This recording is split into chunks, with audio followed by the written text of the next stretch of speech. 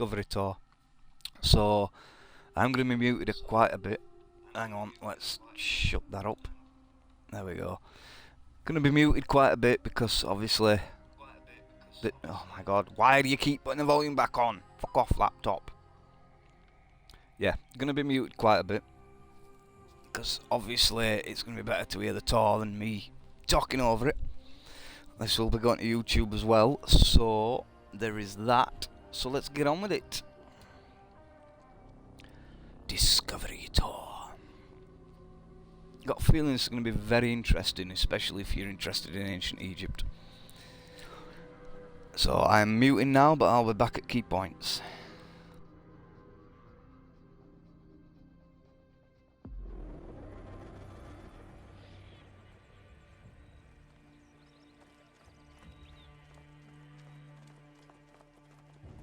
Although I can't be muted too much, because then YouTube will refuse to monetize my video, because they'll say it's reused content. Wankers.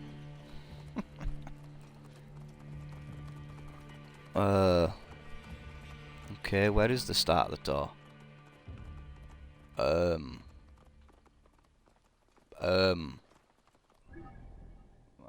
a bit... What? Is that the start of the tour back there? Number of stations, I suppose you just go to oh wow, there's a lot. Right, okay. Let's just fast travel.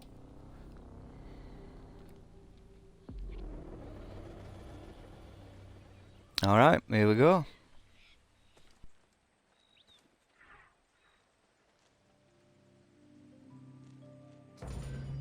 Welcome to Alexandria, planning of the city. Alexander's plan to build his great city began with a verse from Homer's Odyssey. There is, in front of Egypt, in the sea with many swells, an island called Pharos. Guided by these clues, Alexander the Great founded his future city at the western end of the Nile Delta.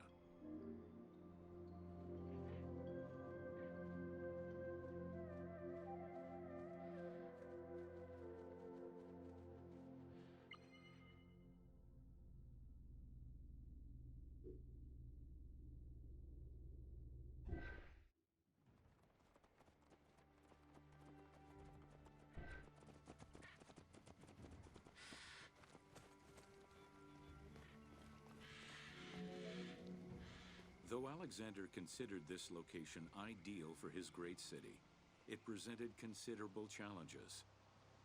Too difficult to access during storms, the surrounding swamps threatened disease, and the limestone soil prevented the growth of healthy crops. However, due to the influence of his mentor Aristotle, Alexander the Great recognized that the true value was its strategic emplacement. Alexander knew that in controlling Pelusium to the east, Memphis to the south, and his crowning glory Alexandria to the west, he would create a triangular stronghold, allowing him to control the entire delta while giving him access to the Mediterranean.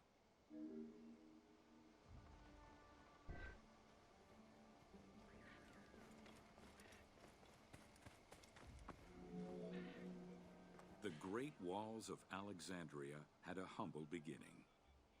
Lacking chalk to outline the future city's foundations, architects were forced to use flour instead.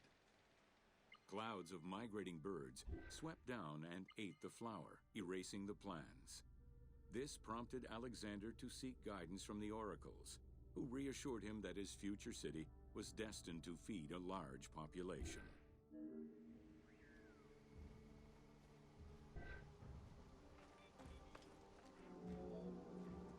Excavations led by Mahmud Bey el-Falaki in the 19th century revealed that the wall enclosure measured approximately 5.2 kilometers in length and 2.2 kilometers in width.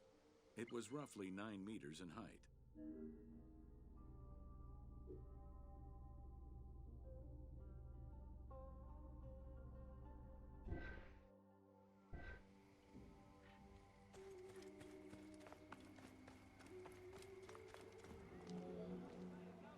These These formidable ancient walls would resist a number of attacks, including fending off the king of Syria in 169 BCE. It wasn't until 295 CE that they eventually fell to Roman Emperor Diocletian, and this only after 8 months of relentless assault.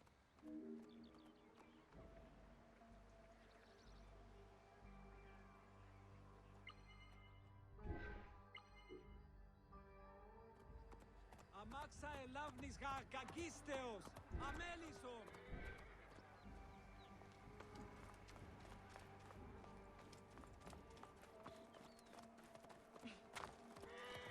Λάξ, σι ελάβνη κρύο γυμνέστε.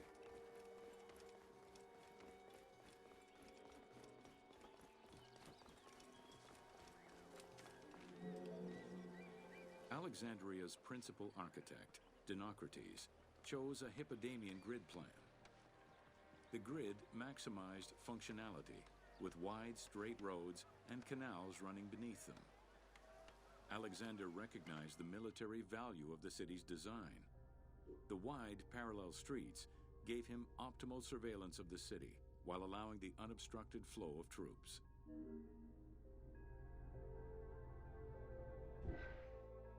Λάξ, σι ελάβνη κρύο γυμνέστε.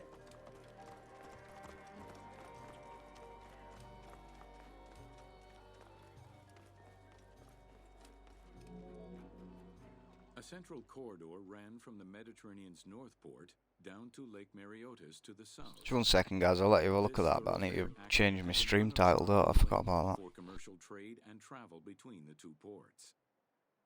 Many of the streets were bordered with grand buildings and parks, including Canopic Street, with its impressive gate bordering the eastern end.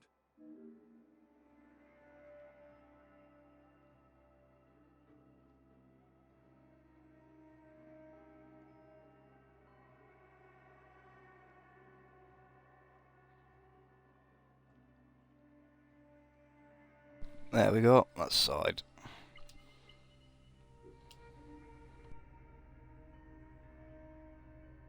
It's a big place.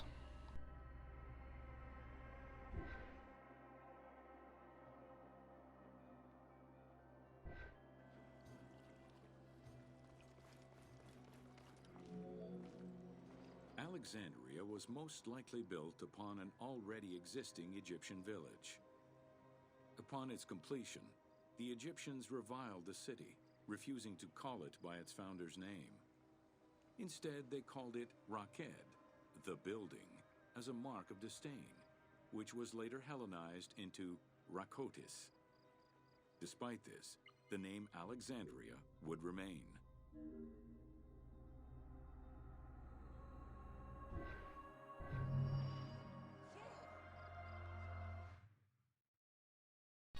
As an achievement for first tour completed, you can now explore ancient Egypt at your own pace, or select to choose a new tour by opening the pause menu.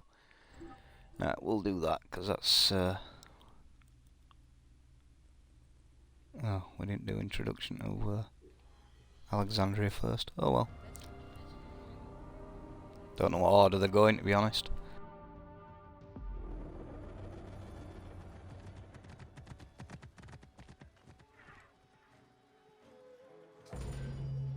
Welcome to Introduction to Alexandria. After conquering Egypt in 331 BCE, Alexander the Great decided to build a new city, which, as per his habit, he named after himself. After his death, Alexandria quickly became the capital city of the Ptolemaic kingdom and the most important city of the Greek world. Ιδιώτη, ελάβνη νου γυμνώστης.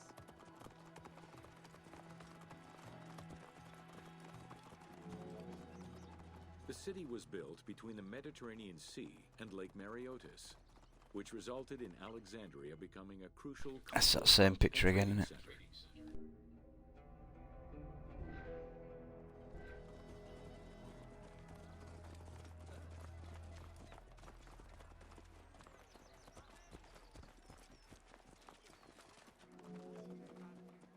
Sumptuous buildings could be seen wherever one turned their gaze. The royal palaces, the many temples, the gymnasium, lush public gardens, and large avenues.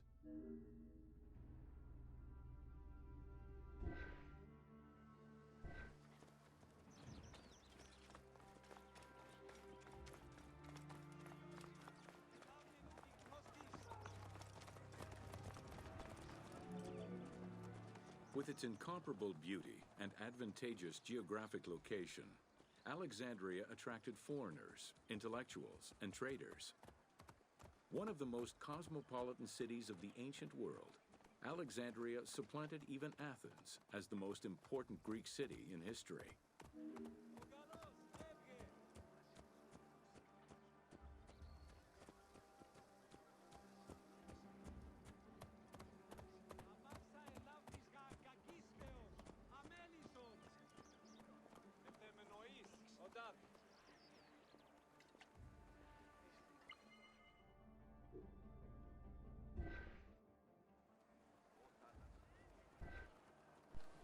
Showing us the same pictures a couple of times here, isn't it? Egyptian obelisks were highly prized by Roman architects. While Roman design previously favored the use of a single monument, Egyptian obelisks tended to come in pairs and were generally located at the entrance of temples. Several ancient Egyptian obelisks are still in existence today, though many are spread out across the world in locations such as Paris, Rome, New York, and London. All of this shows that Alexandria was significantly influenced by the rich past of Egypt.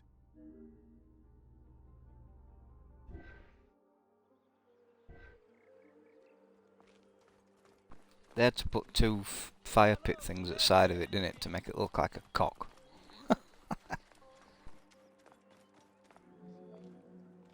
Alexandria had several main streets.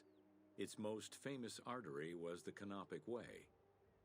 It was lined with sumptuous buildings, houses, and temples, and was roughly 8 kilometers in length. This street was one of the most important shipping entrances to Alexandria, and often hosted processions and festivals.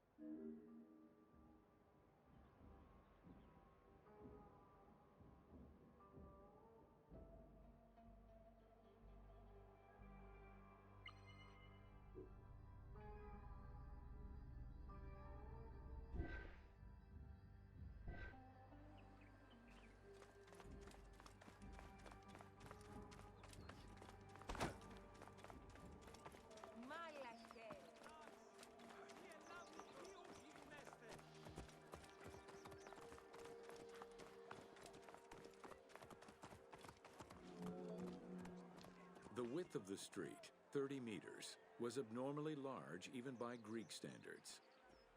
This is likely because the Canopic Way was made in a short span of time and based on an urban plan, as opposed to being slowly built over time, as was usual for the era.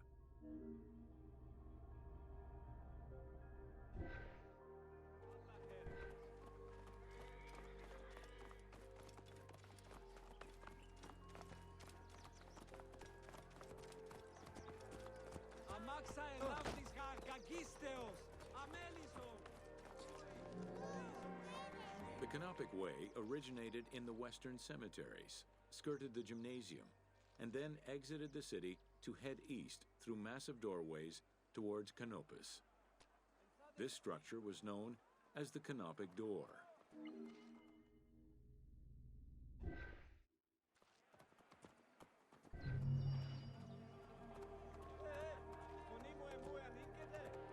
Alright, next.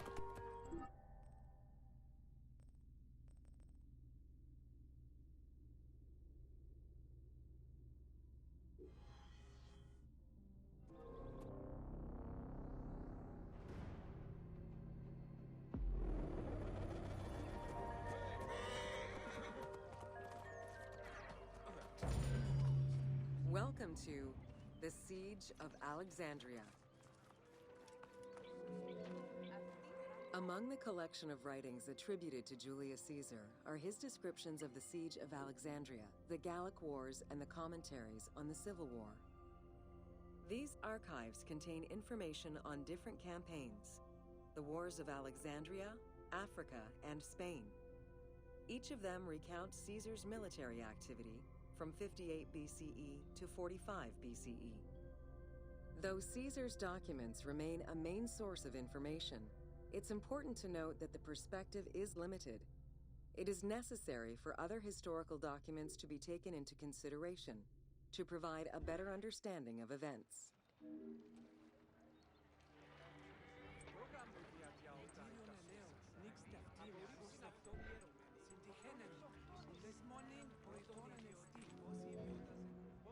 The Siege of Alexandria closely relays the events of the Civil War that led up to the event and describes how Caesar was besieged in the palace of the Ptolemies. Other ancient authors have left equally valuable and sometimes contradictory information.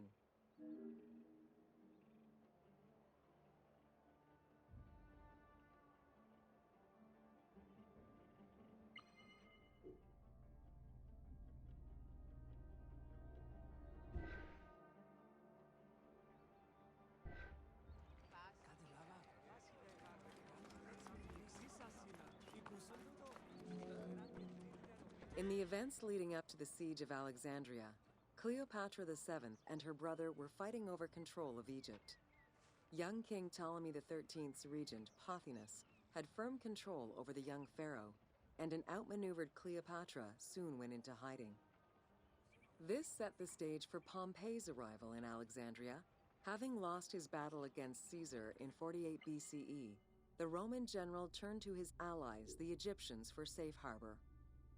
But on the advice of Pothinus, Ptolemy XIII had Pompey assassinated in the hopes of earning Caesar's favor.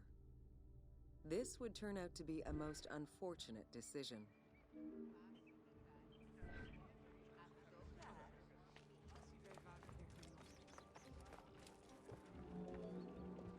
Upon his arrival in Alexandria, Caesar was presented with Pompey's head.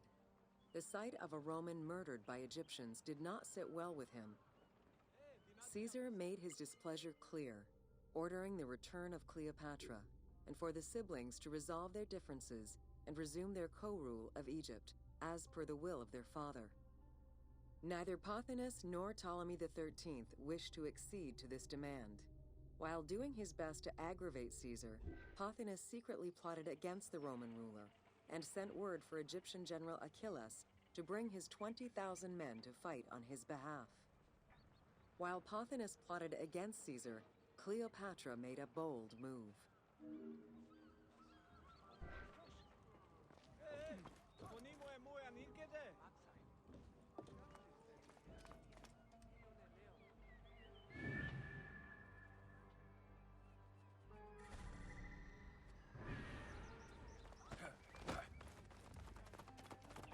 Get away, pricks.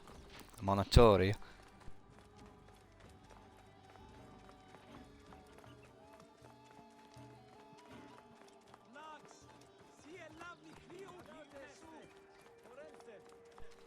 Well, this is a long run. Why have I got... Do I have to go to that? I don't know. I don't understand this part of it. Oh.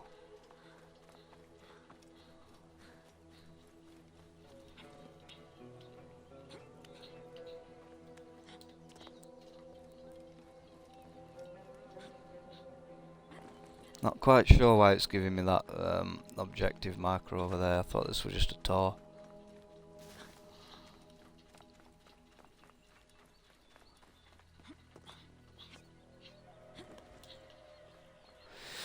But we'll go find out, and then we'll get back on the trail that we were on.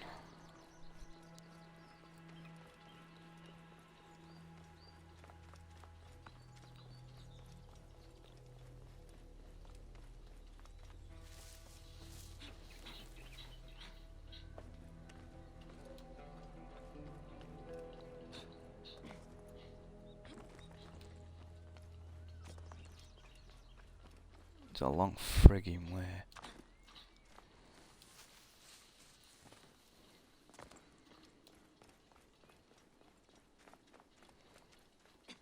Don't want to accidentally walk into any markers either, because it'll skip things. Wait, is that seriously the next one? What? 5 of 22. Descriptions of the encounter I guess between so. Caesar and Cleopatra. One report states that she snuck into the palace alone at night. Another account claims she was accompanied by an ally and was brought inside the palace wrapped in a carpet bag. Though exactly what happened at this fateful meeting is up for debate, what is known is that Cleopatra met with Caesar and earned his approval. Pothinus and Ptolemy XIII were most vexed with this turn of events.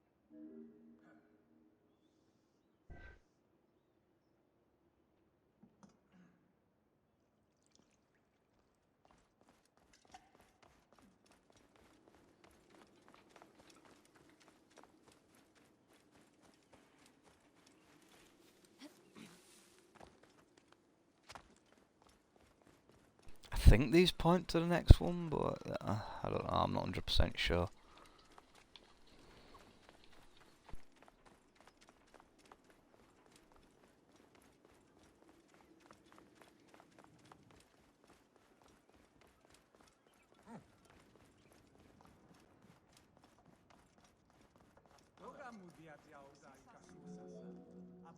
With Cleopatra finally present, Caesar What's chose do? to act as mediator between the siblings in the hopes of a peaceful resolution. It did not take long for things to sour. During a banquet given to celebrate the reconciliation, there was an assassination attempt on Caesar. It was the Roman leader's own barber who thwarted the attack. Once it was revealed that the king's regent, Pothinus, had ordered the attack, Caesar had him executed. He then placed the young king under guard.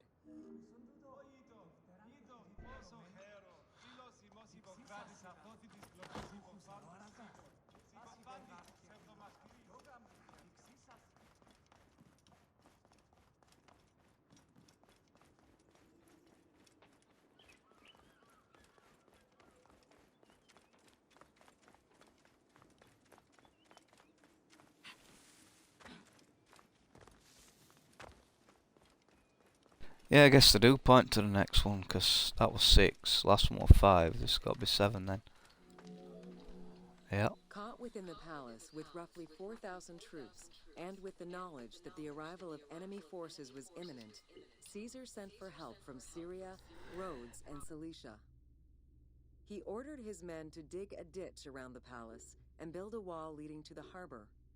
This would ensure Caesar's access to the sea. When Egyptian General Achilles arrived in the city with 20,000 men, the battle for Alexandria began.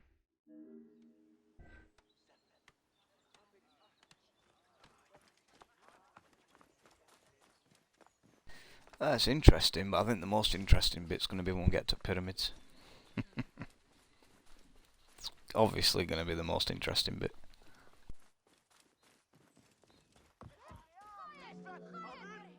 With so few men at his disposal, Caesar could not risk a battle just yet. He sent ambassadors to Achilles in the name of Ptolemy to propose a truce. Knowing that the orders did not come from the young king, and angered by the pharaoh's imprisonment, Achilles had the messengers assassinated. With Caesar confined within the palace, Achilles positioned his troops around the city. Skirmishes broke out throughout the streets of Alexandria and went on for several days. Evening melt. Though they were outnumbered, Caesar's men were able to hold the enemy back. This prompted Achilles' next move: capture the Roman fleet stationed in the harbor. How are you doing? Doing a discovery tour today. Something a bit different. We're learning! Education! Yuck. How are you doing?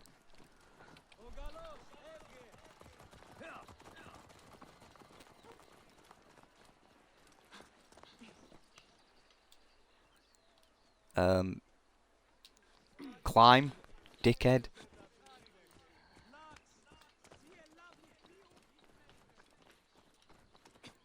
Bit better, you. Yeah. Bit better as well. It's just, takes its time, doesn't it? They're calling it a 100-day cough, apparently. It better not last that long, 'cause it's doing my frigging nutting.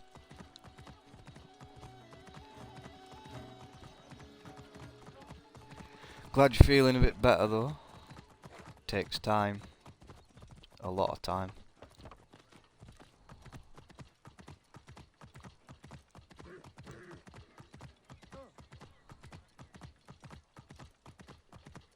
A kingdom for a horse. Alright, next step. Although the palace offered protection, losing the port meant the end of help and supplies. Caesar knew he had to protect the fleet.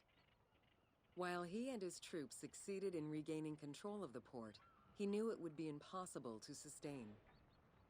Caesar ordered the burning of the ships. With passage back to the palace closed off, he headed for the lighthouse of Alexandria.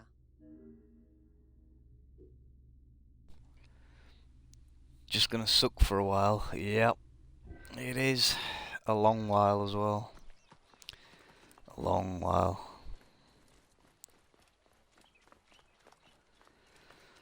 But all we can do is get on with it, can't we? That's about it. Plod along. Fighting their way through the Egyptian troops, Caesar and his men eventually reached Pharos Island. There, they took refuge within the lighthouse. With easy access to the open sea, Caesar was able to send messages to his allies requesting reinforcements and more supplies. The island fort also allowed him to control access to the harbor by relying on the chains used by the Egyptians to control ship traffic to and from Alexandria's docks.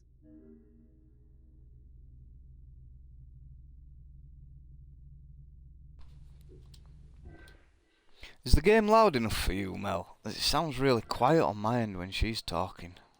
Just checked, it sounds really quiet. The exact chronology of events during the war in Alexandria remain imprecise.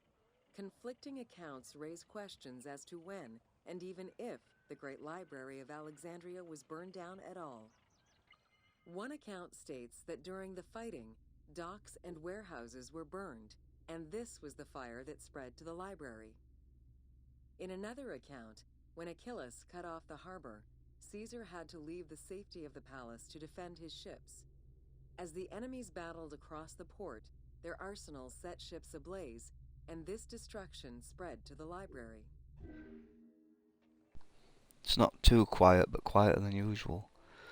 Maybe turn it up one, maybe. So look at options. I wonder if it's turned down in options for some reason. Shouldn't be. No. It's on full. Probably just turn down on stream then. Let's have a look at that. Maybe turn it up one notch or something.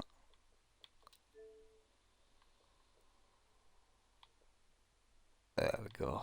Should be a bit better.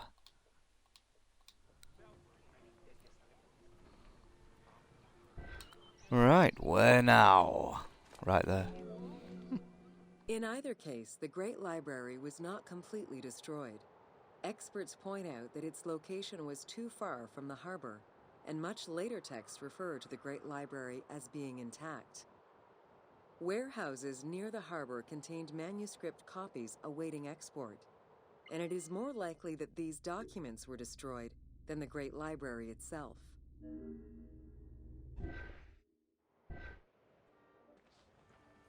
Okays.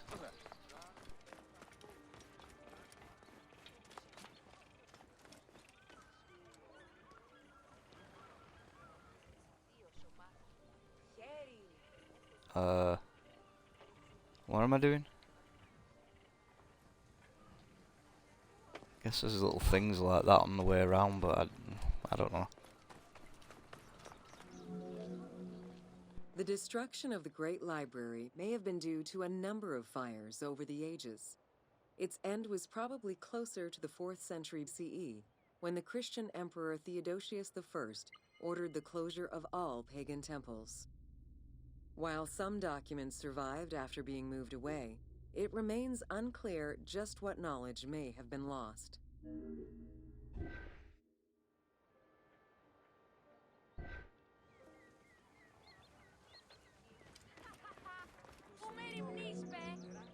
Where there are accounts of Achilles being in control of the battle against Caesar, it appears that instead Cleopatra's sister, siding with her brother, had him killed and put her ally Ganymedes in his place. Ganymedes proved a valuable tactician for the Egyptian side. It was his idea to cut Caesar's access to the harbor, thus trapping Caesar at the palace. Yeah, there were a lot of backstabbing and murder that went on back then. Why have you got a white thing under your feet? Is there something I can interact with yet? Oh, I don't know. Whatever, stupid kid. During the time of Ptolemy I, canals had been dug throughout Alexandria to provide fresh water. Ganymedes had his men take control of these canals. After isolating their own water supply, he had his men pour salt water into the canals and cisterns that led to Caesar's camp.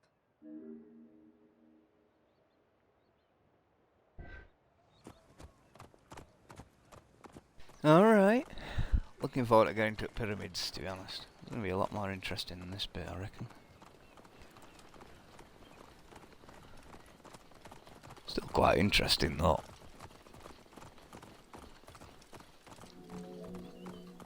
Panic erupted in Caesar's men. They wouldn't last long without fresh water.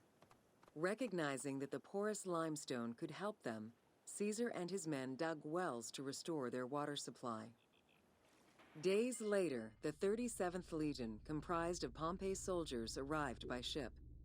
Unable to come ashore due to the winds, Caesar risked going out to meet them on the peninsula, Cape Chersonese.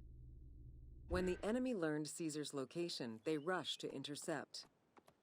Despite an obvious advantage for the Alexandrians, Caesar, with a Rhodian ship full of skillful sailors, emerged victorious.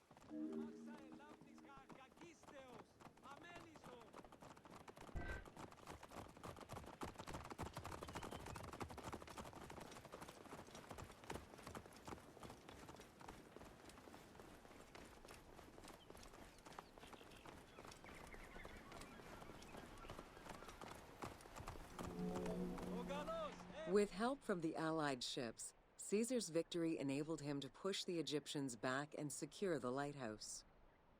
Gaining control of Pharos Island sent the Alexandrians into the sea and swimming back to the city. However, Caesar's fortification of the island didn't last long. The enemy regrouped and were set to storm the island. Panic-stricken, in spite of Caesar's encouragement, many of his men then fled their posts, either by ship or jumping into the sea. Okay. What you up to tonight anyway, Mel?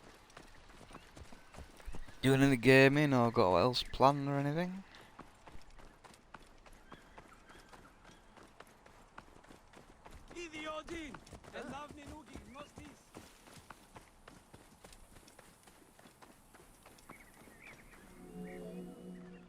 Caesar attempted to retreat, but Port Eunostos' harbor was overrun with enemy ships, preventing escape. Reportedly, Caesar gathered his papers and leapt overboard in an attempt to swim to an Allied ship farther out. Historian Cassius Dio claimed that Caesar would have drowned if he hadn't been able to remove his purple garment. Still, he managed to swim the distance and survive. The Alexandrians recovered the cloak and used it as a trophy to commemorate the Roman debacle. Has he only got one shoe on? Must have lost other one.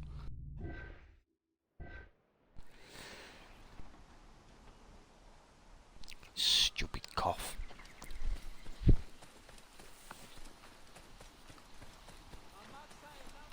Give me your camel!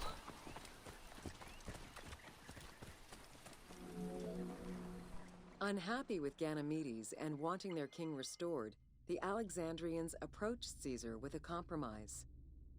Caesar agreed to release Ptolemy XIII after entreating him to spare the kingdom and remain loyal to Rome. Once freed, however, the king defied the agreement and continued the war. Blocks! Yeah, sounds like a typical politician.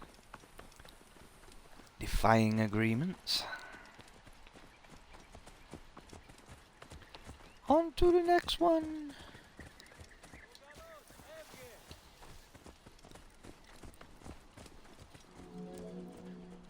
By this time, a faithful ally of Caesar's, Mithridates, arrived in Egypt, clashing with Ptolemy's troops at Pelusium. Outnumbering the enemy, Mithridates secured the region between Pelusium and Alexandria. Ptolemy, warned of Caesar's ally marching on Alexandria, sent his troops to prevent passage over the river. I don't know what's going on with them ships when they're at bottom of the screen, but like the not loaded textures in properly. None of this has got the textures loaded properly. Come on, Ubisoft. Could have done better than that, Jesus. Even stuff over there's got textures loaded on properly. What do you think people want to move camera and look down here? Stupid. Duh.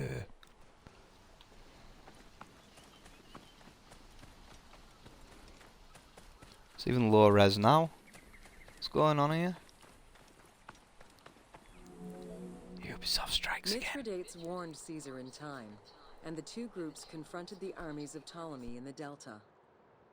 In the Battle of the Nile, the Romans gained the upper hand, sending the Egyptians fleeing.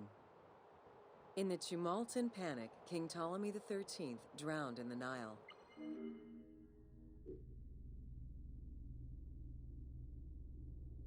Well, that were unlucky.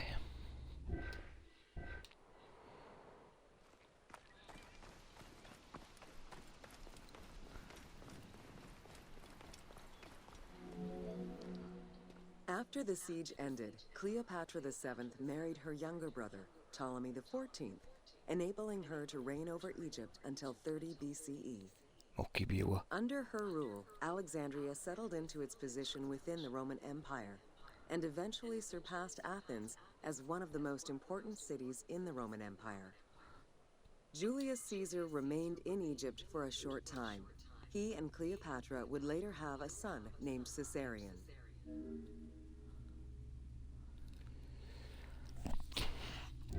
And if I'm not mistaken, that's where the way that she gave birth is where the name Caesarion came from. If I'm not mistaken. Which I could be. But I'm pretty sure that's where it comes from. Alright. What have we not done? Oh, now we've got Slutface to deal with. Cleopatra. I mean, it's pretty well known she's a sexual deviant.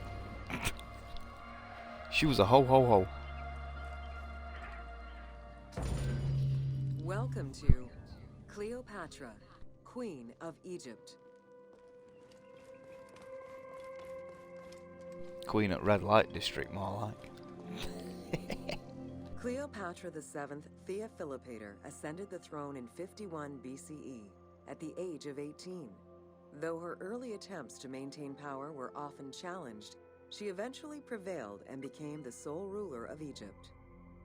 According to Plutarch, she was the only Ptolemaic pharaoh to speak the Egyptian language. Her intelligence, coupled with a good education and a great political mind, allowed her to make the alliances necessary to maintain the independence of Egypt while Rome was becoming a Mediterranean empire.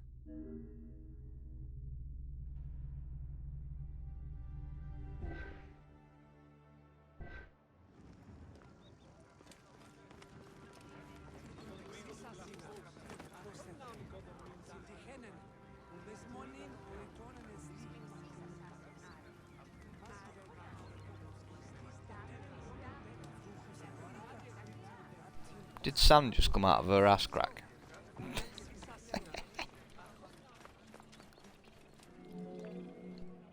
It is important to understand that Cleopatra's knowledge of Egyptian language and keen understanding of the culture allowed her to make powerful ideological reference that resonated with ancient Egyptians.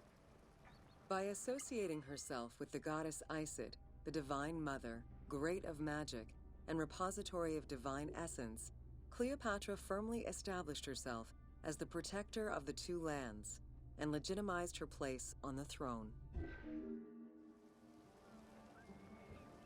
It's not all she sat on.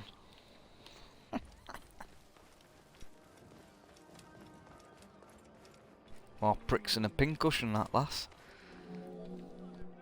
Upon his death in 51 BCE, Ptolemy XII Aulus bequeathed his kingdom to his daughter and eldest son, Cleopatra VII and Ptolemy XIII. As was custom, the siblings were married. The new pharaoh was 10 years old, his sister wife 17. The early years of their reign were not easy. Between 50 and 48 BCE, droughts and floods aggravated Egypt's problems. General Achilles and the royal advisor Pothinos kept intervening in the young ruler's political decisions, and eventually colluded to turn Ptolemy XIII against Cleopatra. By 48 BCE, Cleopatra was in exile.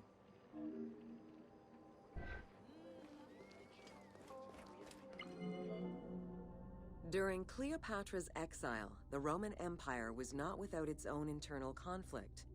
Caesar and Pompey were at war with one another, and after his defeat in 48 BCE, Pompey fled to Alexandria in the hope of finding refuge.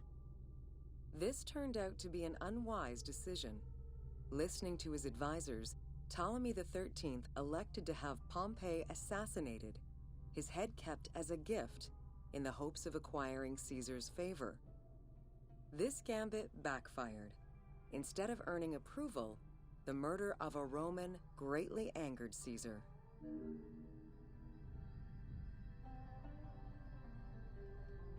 Why have statues and everything... Statues? Why did I say it like that? Why have statues and everything never got no noses? You know, there's multiple theories of why, but I bet it's so simple, like, it was just somebody that liked playing pranks and didn't like noses, and just went around smashing them all off. Probably just something as simple as that.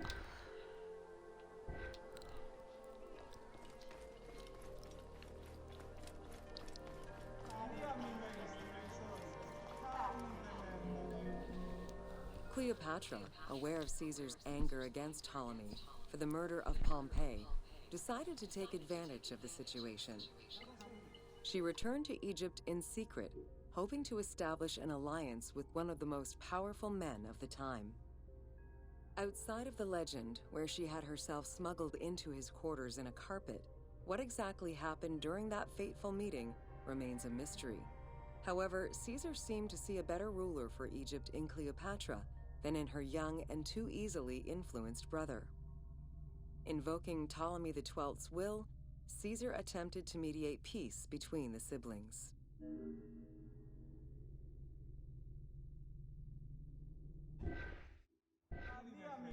Alright, fair enough. Ptolemy XIII was enraged by the turn of events, and his advisors were none too happy to see Cleopatra return. Urged on by General Achilles and Pothinos, the young pharaoh plotted against Caesar and Cleopatra, resulting in the siege of Alexandria in 47 BCE. It was in March 47 BCE that Caesar defeated Ptolemy XIII's forces. The young pharaoh drowned in the Nile after having fled the battlefield. With her opponents dead or powerless, Cleopatra married her other much younger brother, Ptolemy XIV, and finally claimed the throne of Egypt for good. The end of the Alexandrian War also cemented the romantic and political alliance between Cleopatra and Caesar. Loves a bit of incest, don't she, old Cleopatra? She loves it. Nasty. In June of 47 BCE, Cleopatra gave birth to a son, whom she called Caesarion. Caesar did not accept the boy as his heir, choosing instead his nephew Octavian. Nonetheless, on his return to Rome, Caesar invited the queen and her brother husband to stay in the city. Her presence still drew much disapproval from the Senate. Always a strategist, Caesar left 4 legions in Egypt, and a man he trusted to direct Egyptian affairs, giving him control of the wheat supplies essential to Rome. Cleopatra and her entourage remained in Rome until March 44 BCE, when Caesar was murdered. You'd end up having people singing that song, wouldn't you, Cleopatra? I'm my own grandpa.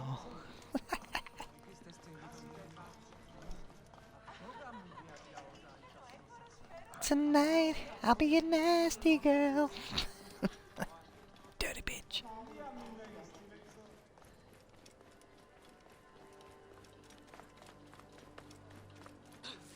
Bet Cleopatra's been at many a bukkake party. Caesar's most faithful ally, Mark Antony, often visited the Queen of Egypt during his stay in Rome. Unlike most, he recognized the legitimacy of Caesarion, the natural son of Caesar. Antony knew he would need the riches of Egypt in order to fight Octavian and claim the Roman Empire. Cleopatra, in return, saw a powerful ally. In the winter of 41 BCE, she arranged a sumptuous tour of Egypt by boat to show Antony the wealth of her country and the power she held as its ruler. A romantic and political relationship followed. The Roman Senate was once again most displeased. To calm spirits in Rome, Antony married Octavia, sister of Octavian.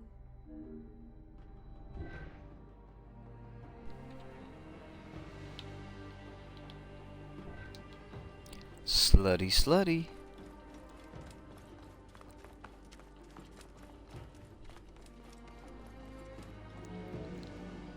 Despite his marriage to Octavia, Antony remained Cleopatra's lover, and she gave birth to their children. Cleopatra increased her kingdom's territory and started a political propaganda alongside her lover in Egypt and beyond. She hoped to create a Ptolemaic federal empire with Alexandria at its center. Antony eventually repudiated his Roman wife for the Egyptian queen, much to the dismay of the Roman elite. However, while Mark Antony focused on Egypt, Octavian carefully gained military and political ascendancy over him in Rome. That's either a really dodgy coin or Caesar had a really dodgy neck. What other? Octavian managed his own propaganda campaign and succeeded. The Roman people hated Mark Antony and Cleopatra. To avoid the censure still inherent in attacking a fellow Roman, Octavian simply declared war against Egypt. Rome's power still reigned supreme. The powerful Egyptian fleet, led by Cleopatra as well as Mark Antony's forces, were defeated in 31 BCE in Actium. Octavian arrived in Egypt in 30 BCE to formalize his victory. See? Nose broke off again.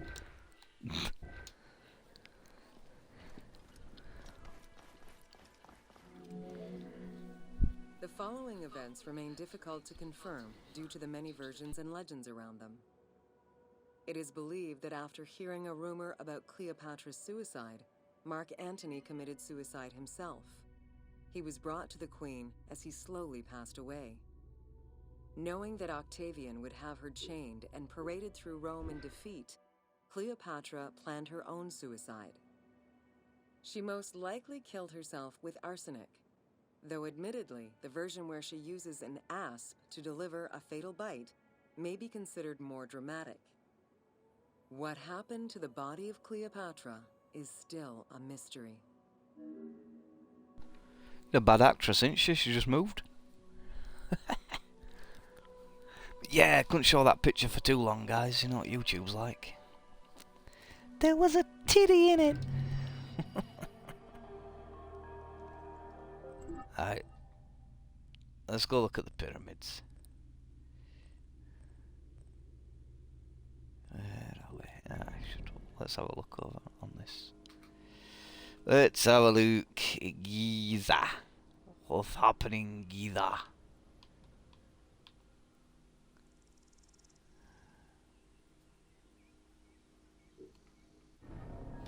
Let's go over there. Over there.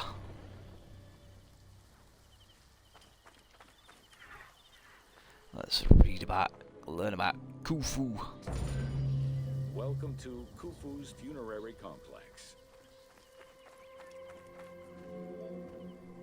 The Valley Temple was the first architectural component encountered when one entered the funerary complex. It was considered the official entrance of the tomb and mixed the structural components of both a temple and a portico. Khufu's Valley Temple shows evidence of a basalt pavement, letting us know where the portico portion of the structure was located. Such a partition is believed to symbolize both the subterranean and solar aspects of the afterlife.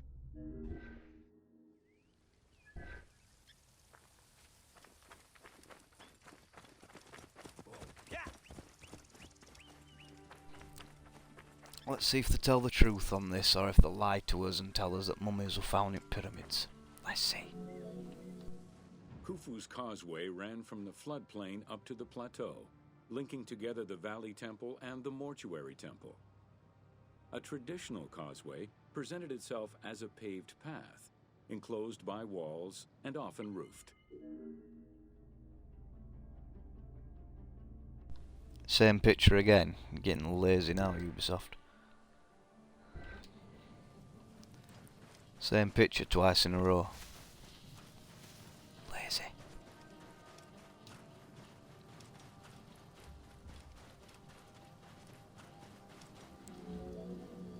That's better. Fragments discovered by archaeologists indicate that the walls in Khufu's causeway, one of the longest known to us, were decorated with carvings and possibly paint.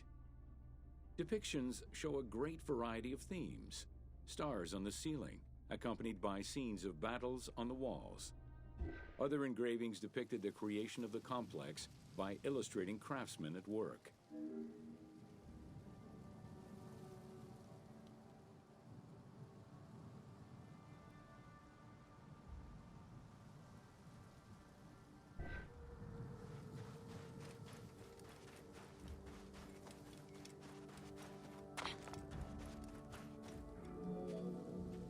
The most impressive private cemeteries of Giza are located east and west of Khufu's pyramid. The eastern cemetery was reserved for members of the royal family, while the western cemetery was mostly set aside for various court dignitaries. In both areas, private tombs, also known as mastabas, were aligned and laid out methodically in streets and avenues. This arrangement was probably an attempt at recreating the king's court for the afterlife.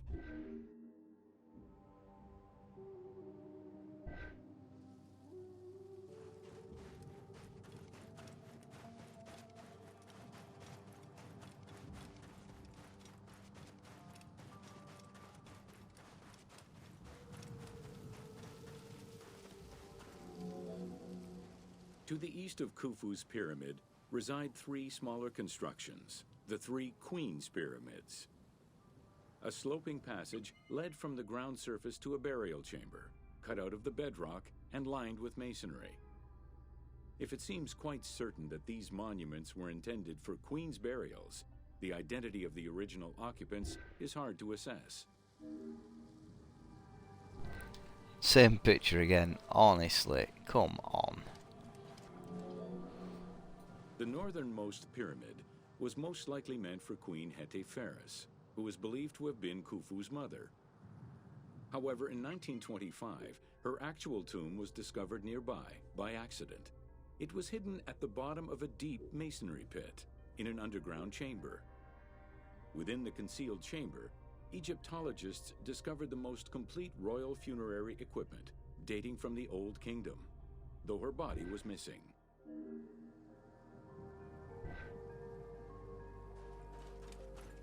Grave robbers, looters.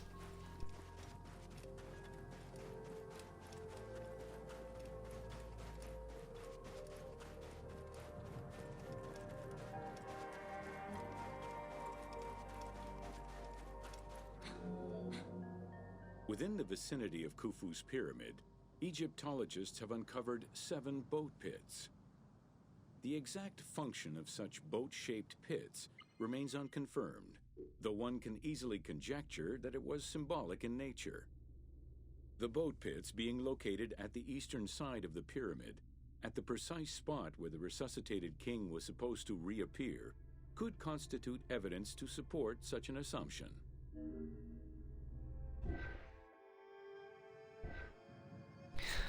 Yeah, I'm pretty sure they buried the boats with them, so they could, you know, sail to the afterlife. I don't know, something like that. The two southern boat pits, each covered by a roof of huge limestone slabs, were discovered in 1954 by Kamal al-Malak, an Egyptian Egyptologist. Only one of them had been opened.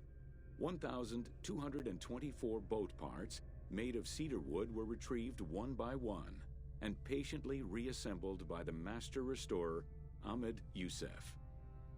This process took 28 years.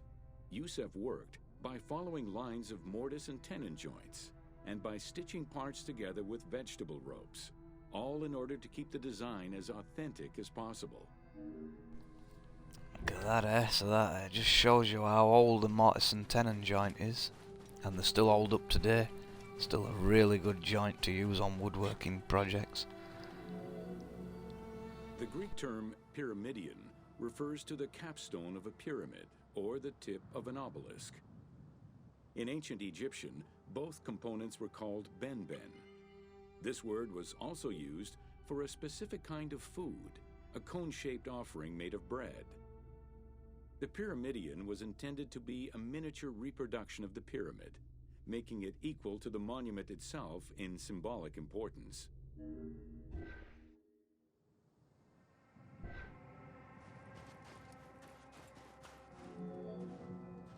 A few pyramidia have been retrieved from pyramidal complexes. The earliest, found in Dashur, is undoubtedly a good example of Old Kingdom's pyramidia. It is made of limestone and has no inscriptions. Some engraved pyramidia were recovered from private funerary chapels. Their inscriptions all related to the solar symbolism of the ben-ben. Illuminati confirmed.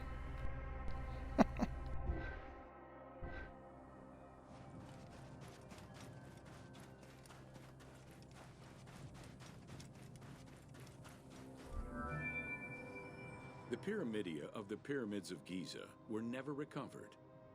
The reconstitution you see in the game is fictive, incorporating a golden pyramidion bearing inscriptions relevant to Khufu.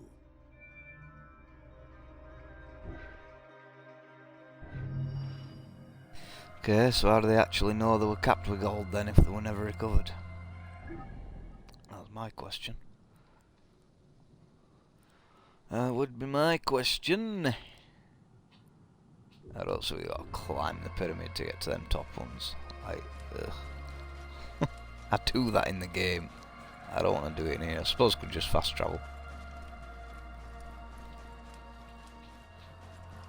Let's go see what this one is though.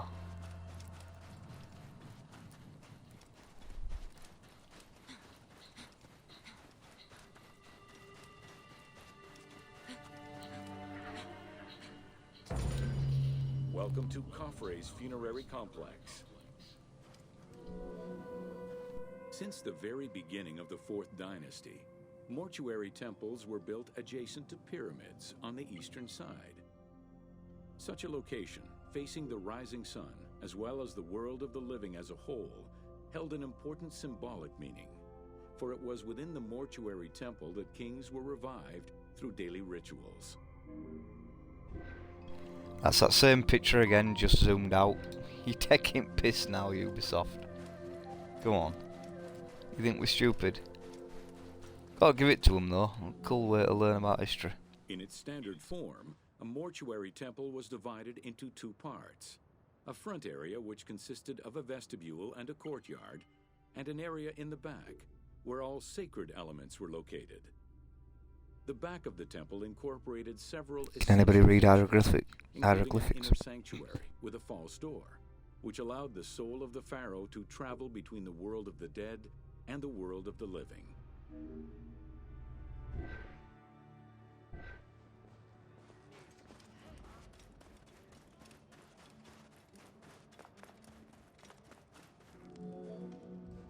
The largest of all such structures, Khafre's mortuary temple was entirely built with megalithic blocks of limestone from a nearby quarry and encased with granite. Parts of Khafre's mortuary temple, particularly the courtyard walls, are thought to have been decorated with splendid reliefs. However, not a single image of the king has been discovered inside the mortuary temple.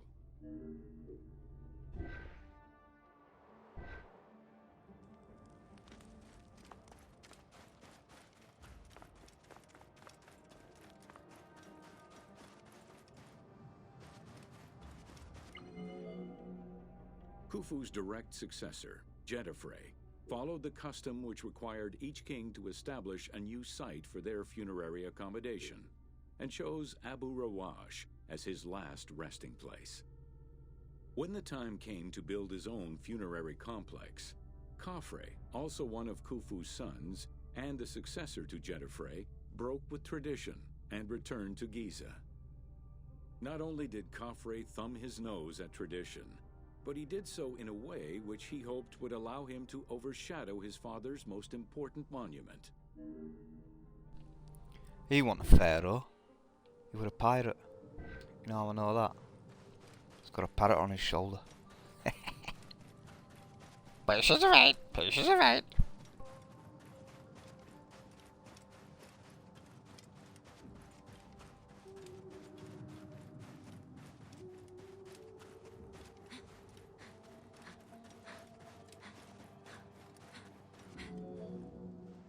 Though Khafre's pyramid is smaller than Khufu's, it was cunningly built on a more elevated bedrock layer than the Great Pyramid, making it appear higher than any other pyramid at Giza.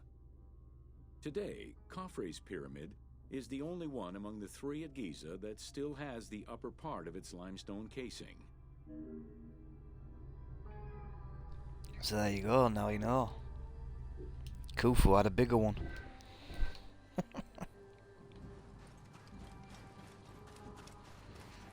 Although if you didn't know, you could probably ask Cleopatra, because she'd most likely know. Considered Same the picture most again. Sacred area, the Giza necropolis was strictly defined, both geographically and physically.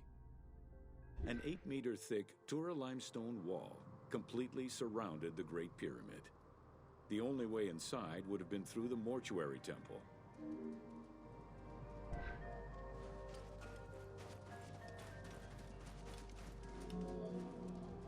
From the reign Same of picture Sneferu again. and onwards, Oh my god, I the give up. subsidiary pyramid became a common feature within the pyramidal complex. The function of the subsidiary pyramid, however, smaller in size and in height than the royal tomb, remains unclear, though some believe that it was meant to house the ka of the pharaoh. Talk about being lazy, Ubisoft. They use the same picture like 10 times now, just zoomed in and out. The ka is often defined as the soul of the deceased. The truth is a bit more complicated. Within the ancient Egyptian funerary belief system, the ka was a component of a living person, which separated itself from the body at the time of death. It represented the deceased's vital essence. In order for the deceased to ascend to a new life, whether in this world or the next, the ka had to be embodied in a statue, and its existence maintained through offerings and rituals. So they believed in the soul even back then. That's cool. Within Khafre's subsidiary pyramid, a wooden box containing pieces of cedar was discovered by archaeologists. When reassembled, it turned out to be a shrine mounted on a sled. Just as with the solar barges found around Khufu's pyramid, it seems Khafre's shrine and sled were ritually disposed of after his funeral. Do you know what I want to know? Where's the Ark of the Covenant? See if it even mentions that. The Great Pyramid.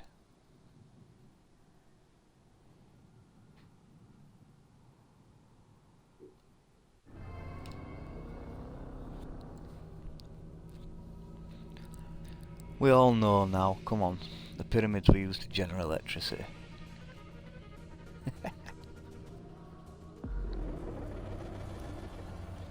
So much evidence.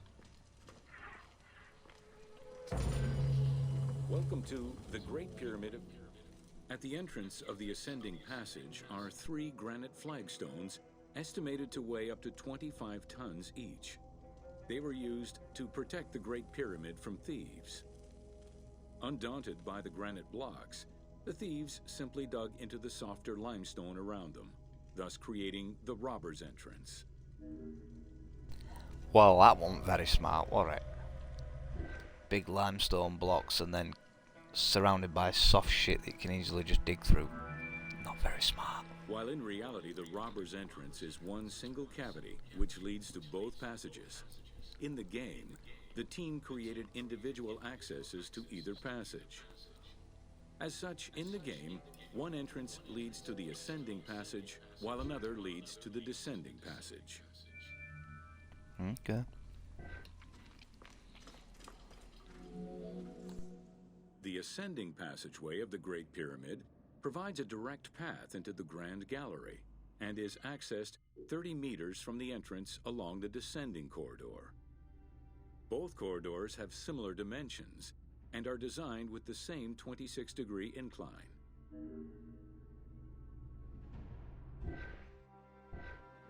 Cool.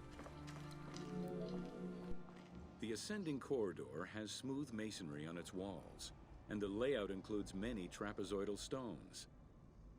Both the floor and ceiling of the passageway indicate that the passage was enlarged, possibly during or after the funeral, to allow workers room to move granite blocks meant to plug the corridor.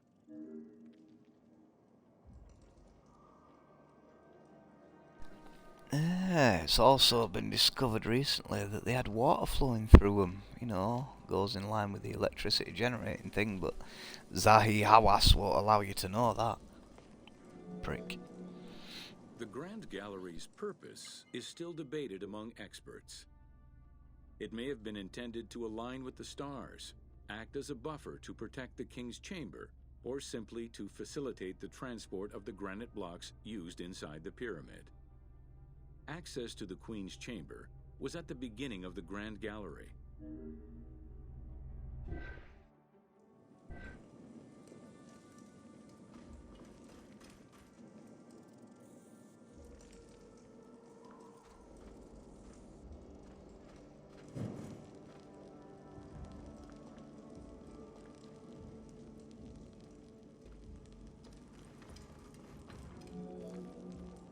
Though this room is referred to as the Queen's Chamber, it is believed that there was no queen buried here.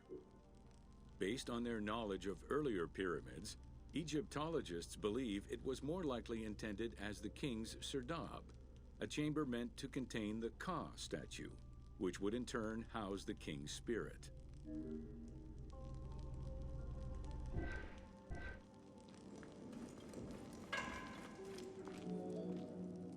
Situated exactly within the pyramid's center, on the east-west axis of the pyramid, the chamber has a vaulted ceiling and measures 5.7 by 5.2 meters.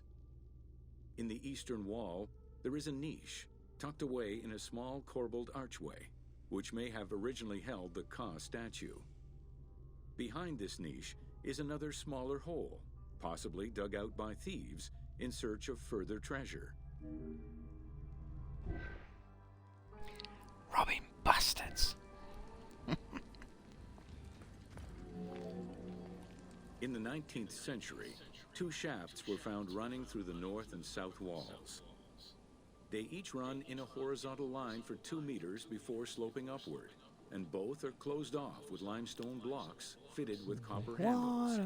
Yeah, Whether they were intended as ventilation shafts for workers or a celestial connection for the pharaoh's spirit is unconfirmed. If that's what they were for, why'd they have copper handles? That'd be daft.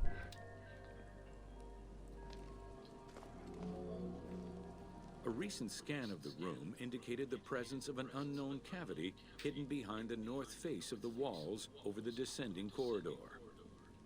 Further investigation is still ongoing to ascertain the nature of the anomaly, so as to avoid risking damage to the monument. So the pyramid needs a cavity search. Oof, uncomfortable. Where now? Back out.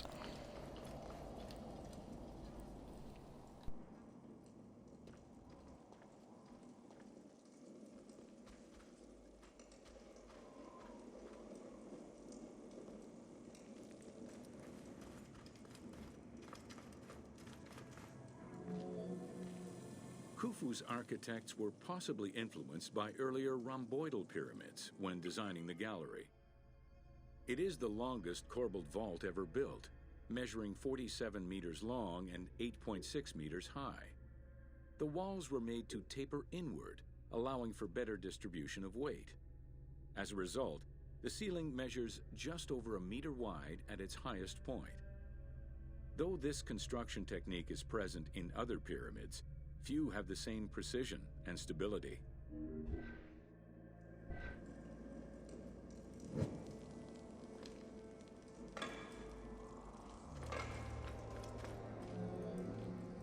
While the space is visually dramatic, the gallery seemed to serve a practical function, though what exactly remains uncertain. Still, the wall design was undoubtedly meant to contribute to the stability of the structure, and its floor may have helped workers move the materials. A channel runs along the middle of the room. A movable floor originally rested in this central recess. The raised benches on either side are equipped with slots that may have been used to help position the granite blocking stones.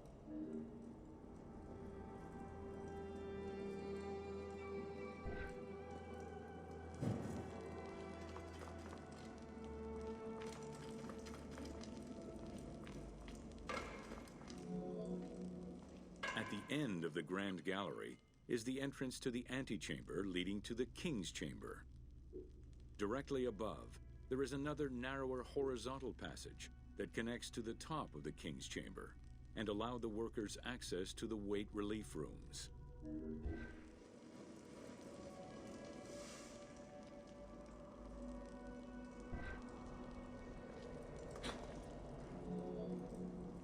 The far end of the Grand Gallery leads to a small antechamber with a portcullis, preventing access to the King's Chamber. The portcullis was composed of 3 separate granite slabs. They were designed to be lowered into place and seal the chamber after the burial of the king. The grooves dug out to hold the slabs in place are still clearly visible to this day. The elaborate locking system was composed of a series of grooves for the ropes and pulleys that dropped the stones into place like the notches on a key.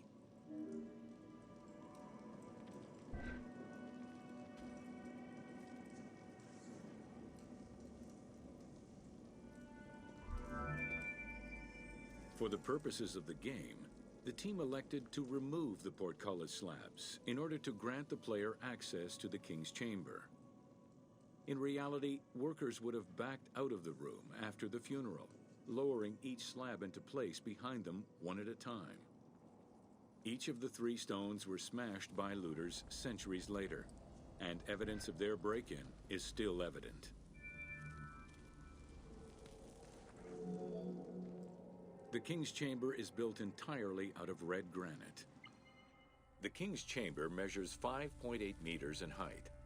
It has an imposing cover of 5 stacked levels above, with granite beams weighing 25 to 40 tons each. The uppermost level is surmounted by a vault of stones, arranged in chevrons to bear the enormous structural load.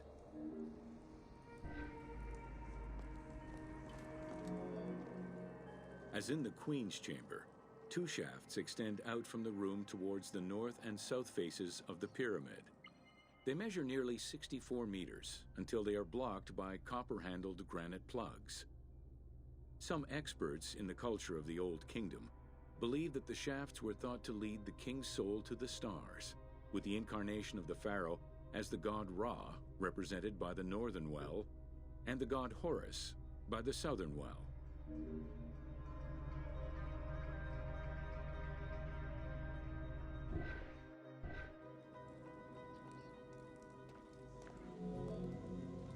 There is a granite sarcophagus at the west end of the room, but it is the concealed construction inscriptions left by workmen on the roof's stones which verify this as the resting place of Khufu. The sarcophagus was recorded as being empty when it was discovered, and its design indicates that there was once a lid in place. It's possible that this sarcophagus is only a cenotaph in memory of the pharaoh, but was never actually meant to receive the body. And it's the exact perfect measurement for the Ark of the Covenant to fit inside it. Coincidence? I don't know. Khufu's mummy was never found. It is hoped that as of yet undiscovered hidden rooms and shafts of the pyramid may provide an answer as to its location.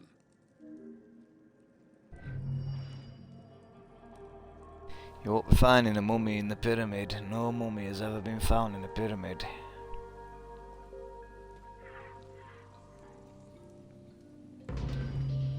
Welcome to Jean-Pierre Houdin's theories.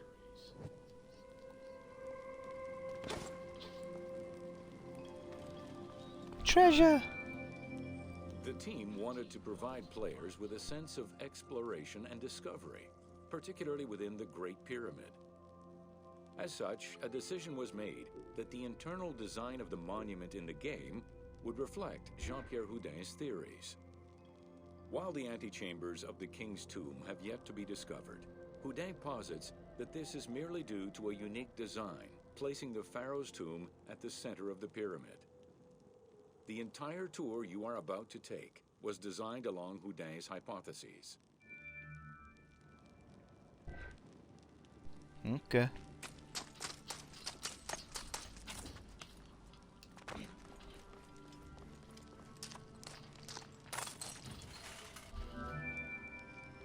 While respecting Houdin's hypothesis as to the general layout of the antechambers, the team wanted the contents to enhance the game experience. In regular royal tombs, the antechambers were filled with all the material goods needed by the pharaoh in the afterlife. To support the feelings of discovery and awe, the art team created a unique and fantastical treasure in this second antechamber.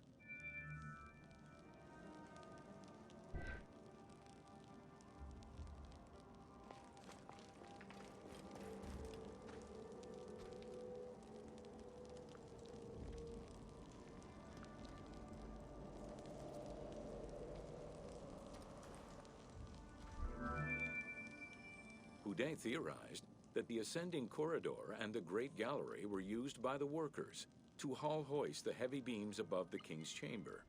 He called it the service circuit. The corridor you are in now was created by the team following Houdin's theory and is referred to as the Noble Circuit. It is through this corridor that the wooden sarcophagus containing the pharaoh's mummy would have been transported to its final resting chamber. Yeah, right.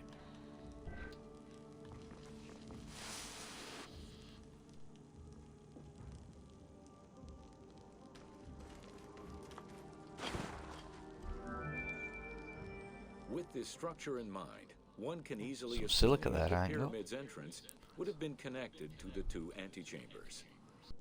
Modern research has revealed that a cavity might be located behind the north face chevrons of the pyramid. As such, the team chose to create this area for the player to explore.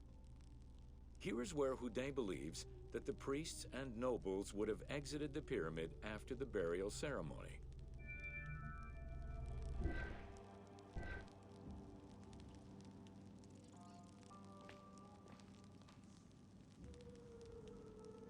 Can't even grab it in this. Oh, damn it.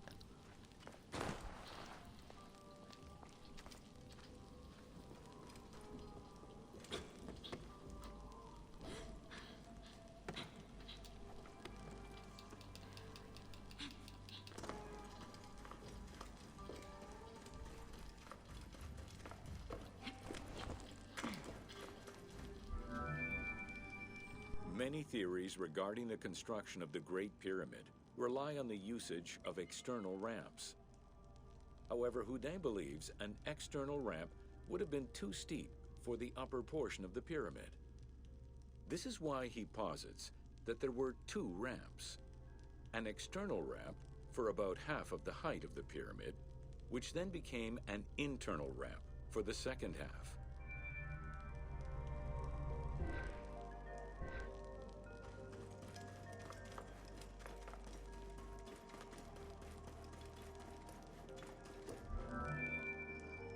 Houdet's theory states that this internal ramp followed the sides of the pyramid in an ascending spiral pattern.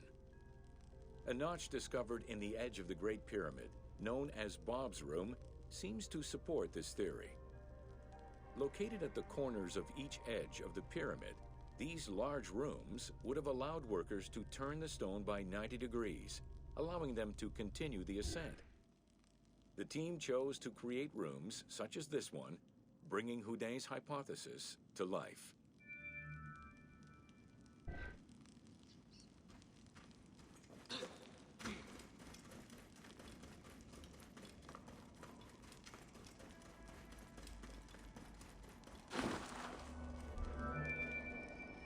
This long corridor was the first section of the ascending internal ramp.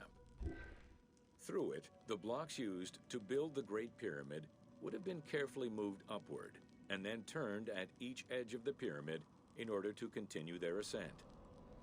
Though the team only created the main ramp for the game, Houdet posits that this ramp had 2 levels, allowing workers to return safely to the bottom thanks to an additional corbelled upper section.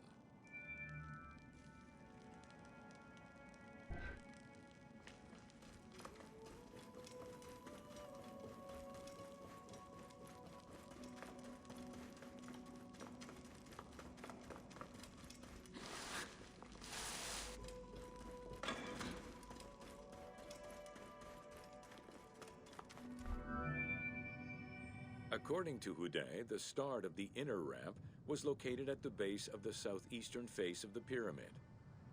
This location would have been the junction point of the external and internal ramps. Below us, workers would have built the lower part of the pyramid with the external ramp before eventually switching to the internal ramp for the middle and upper sections of the pyramid. At that time in the process, they could have reused the material of the external ramp to fill the center of the pyramid, hauling the stones in through the internal ramp.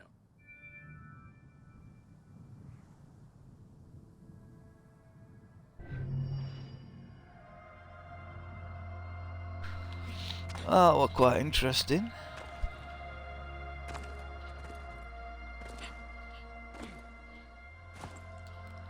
Let's move on to the next.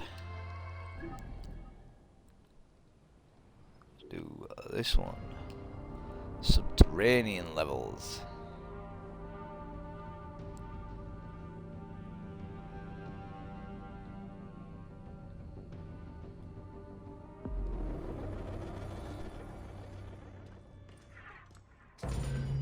Welcome to the Great Pyramid.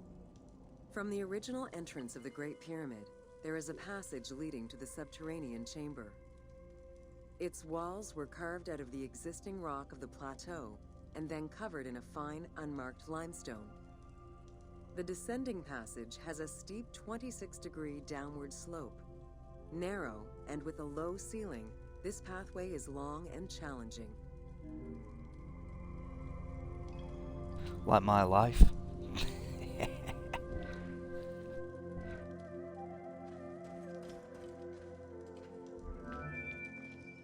While the original passage was 145 meters long, the team reduced its length and made it both wider and higher. The main focus of the work in reproducing the location was centered upon preserving the unique claustrophobic environment of the Great Pyramid, while still allowing for a smooth game navigation.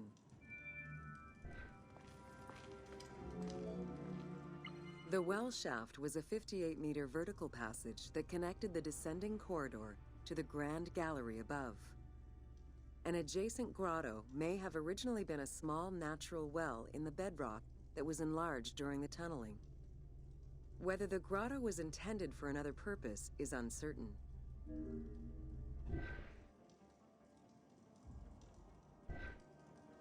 I don't think the Egyptians made that little tunnel that goes down. Too inaccurate for them. It's all wobbly. There is much speculation over the purpose of the well shaft. One theory is that the channel was cut or enlarged to supply air to workers in the descending passage. Another is that it was meant to provide an exit route once the work was done in the heart of the pyramid.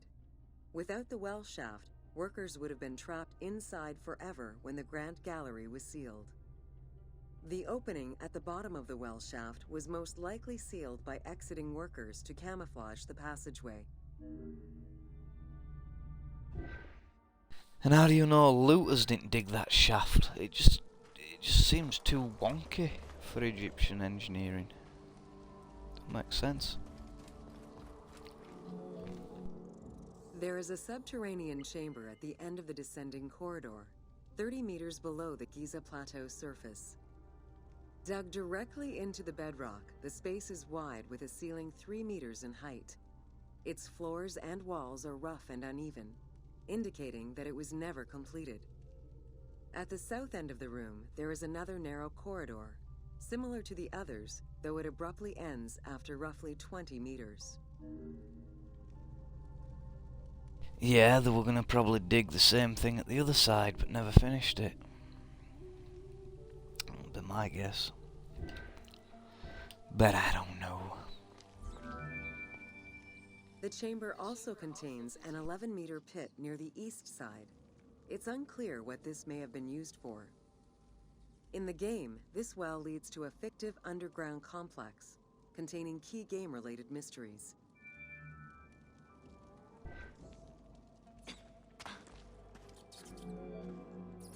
The subterranean chamber's original purpose remains a mystery. One popular theory is that it was originally meant to be Khufu's burial chamber, but the pharaoh changed his mind, preferring to be buried higher up in the pyramid, which would explain the chamber's unfinished state.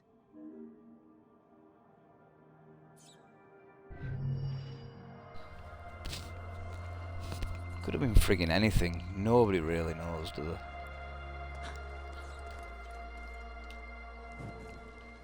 Could have been anything.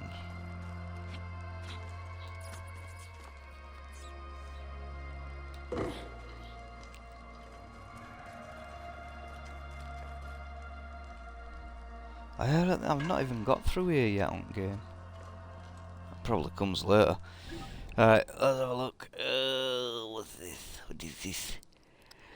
The origin of the pyramid. Sounds interesting. Let's go take a look. Welcome to the origin of the pyramid. The origin of the word pyramid is controversial. Most believe that it originates with the Greek word pyramis, which referred to a bread of conical shape. Life and death in ancient Egypt were modeled on the cycle of the sun. The perfect shape of the smooth-faced pyramid became associated with the metaphor of the pharaoh transformed into one of the sun's rays in death.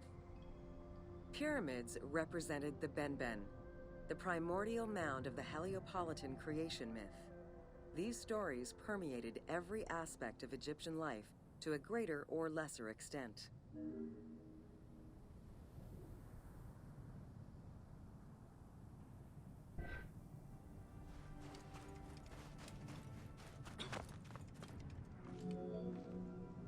During the pre-dynastic period, the development of funerary practices was different, depending on whether one was located in Lower Egypt or Upper Egypt.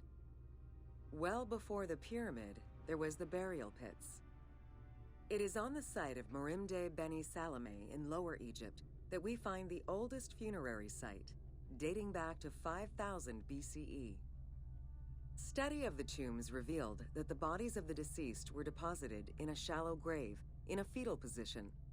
Though a few objects were recovered from these graves, they offered no insight as to the social class of those interred within.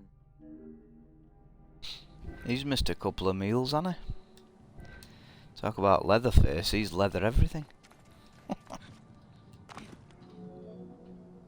In Upper Egypt, pre-dynastic practices are easier to study, but reveal more complex funerary rites.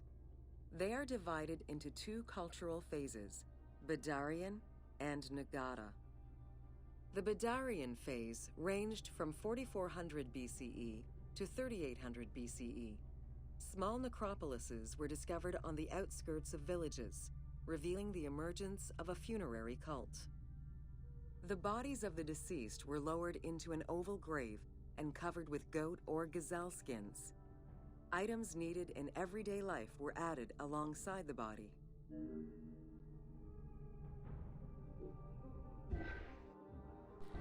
Cool. I'll be damned. During the three Nagata periods ranging from 4000 BCE to 3510 BCE, funerary practices evolved in complexity. The shape of tombs changed from oval to rectangular, mimicking the homes of the living. The size of the burials increased and funerary items became more stylized and numerous. Tombs gained complexity with masonry, wooden veneers, or raw bricks added to strengthen the structures. In time, socially stratified necropolises emerged. For example, in Hyrcanopolis, the elite and commoners had separate necropolises. Wooden veneers. Wonder how you eat with them. Oh, yeah. Something different.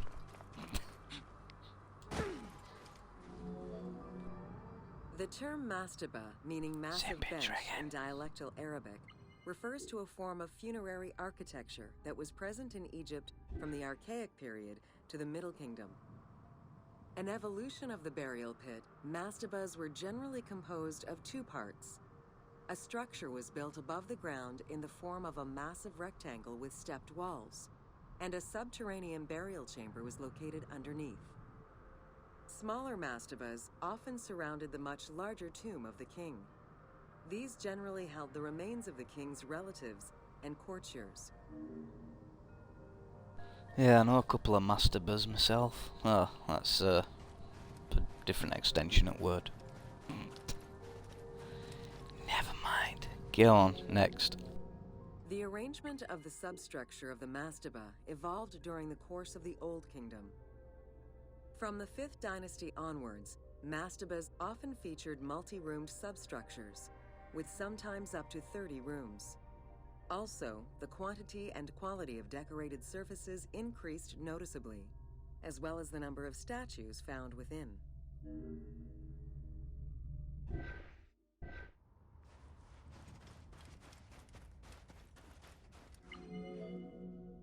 The 6th dynasty would see art used to its utmost.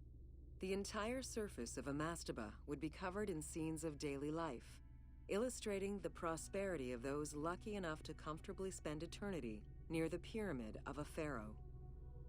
The best example of this type of mastaba is the tomb of Mereruka in Saqqara.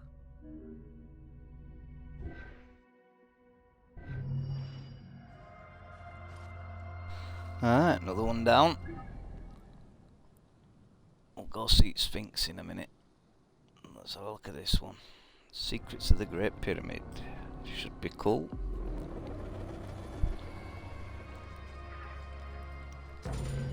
Welcome to Secrets of the Great. Built around 2550 BCE, the Great Pyramid of Giza is considered one of the most iconic structures of Egypt. It is the biggest of the pyramids and the only one of the 7 wonders of the ancient world still standing. The numbers associated to the Great Pyramid of Giza are impressive. A workforce of over 20,000 people, 6 million tons of stone, and 20 years of construction. It was a massive undertaking for a pharaoh's tomb.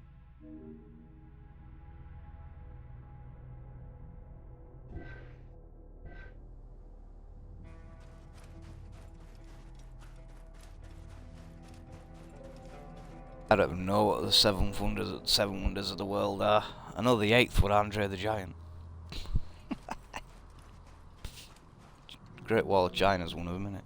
The construction of the Great Pyramid was also a display of power and opulence on the part of Khufu. It is part of the pharaoh's vast funerary complex. Same fucking It also picture again. includes 2 temples, 3 satellite pyramids, a causeway, and a builder's necropolis.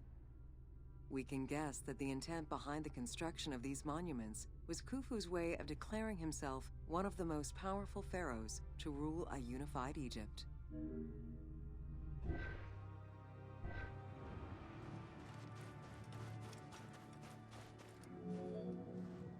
New insights into engineering and ancient Egyptian culture are still being revealed over Get out with 4,500 years later. For example, a recently unearthed papyrus offers a glimpse into the life of a tradesman at the time of the pyramid's construction. Also, a logbook belonging to a team leader during the building gives details on the craftsmen, their work schedules, and the raw materials required.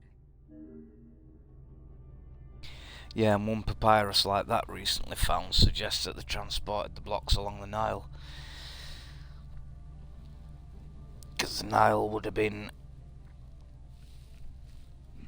not too far from the pyramids at the time. The thing shifted.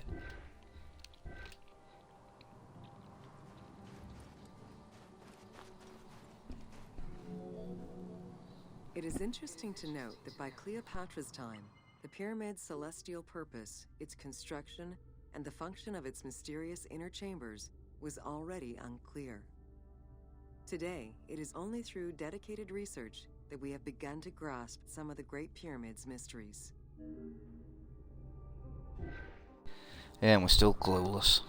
We only have theories. The Egyptians had polished their design for centuries by the time work on the Great Pyramid began. Intended as a tomb for Khufu, the Great Pyramid's structural design has been considered to be nearly perfect by engineers and historians ever since.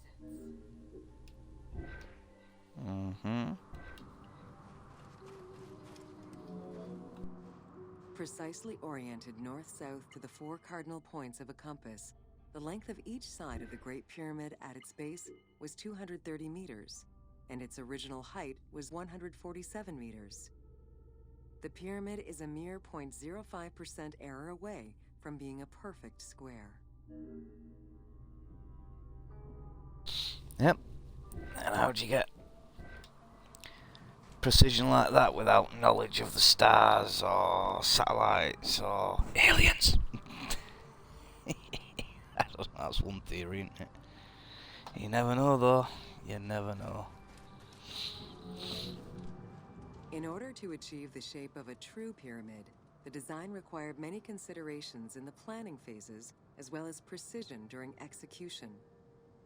It was especially critical that they control the angle of inclination on all sides at every stage of construction.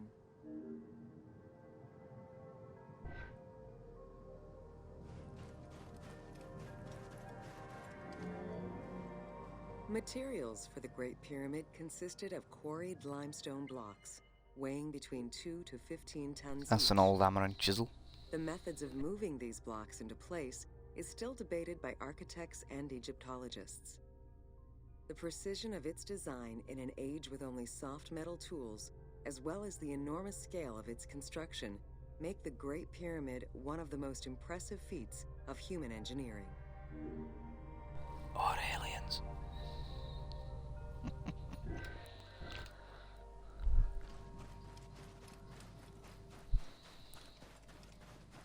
Like I said, you never know. It's estimated that it took between 600,000 and 2 million blocks of stone to build the Great Pyramid. Experts calculate it would have required men to move 12 blocks every hour around the clock for 20 years to place the 2.3 million stones the monument is made of. That's a lot of stones. 2.3 million stones. We can't even achieve that today in 20 years. Not a chance. Not even with modern technology. While the interior chambers were built with red granite from Aswan, most of the pyramid was made from local limestone, weighing between 2 to 15 tons per block. There is debate on how the pyramid stones were moved into place. Recent research is exploring the idea that it was built around a large interior ramp. But that's only somebody's theory.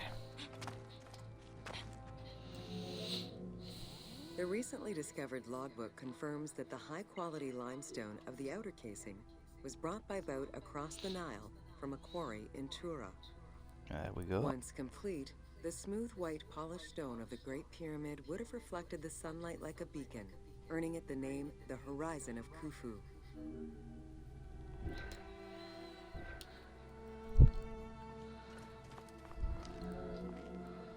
Over the centuries, thieves and travelers attempted to access the Great Pyramid numerous times. Ancient writings describe details of its interior, proof that some made their way within, though who gained entrance first and when is unknown. Broken schnoz again. See, you think about it, right? We can't even be sure that the Egyptians even built the pyramids. I mean, it says on papyrus and stuff like that, you know, they engineered the pyramids. That don't mean they didn't re-engineer them. Maybe they were there thousands of years even before the Egyptians. Maybe they were built by somebody else. Because, like, if you think of the time that this game's set in, and if you look, shit already looks like it's in ruin. You know what I mean? This game is set in ancient Egypt, and the shit's already in ruin. It ain't just been built. I mean, look at everything around it. It's in ruin. So, who's to say the Egyptians even built the pyramids, right? Who knows? The main entrance of the Great Pyramid is located 17 meters above ground level. It faces north, likely in order to align with the North Star. Though the entrance passageway had been discovered in antiquity, any further access into the Great Pyramid was stopped by massive vertical slabs of rock. As such, present-day visitors to the pyramid must use the robber's entrance.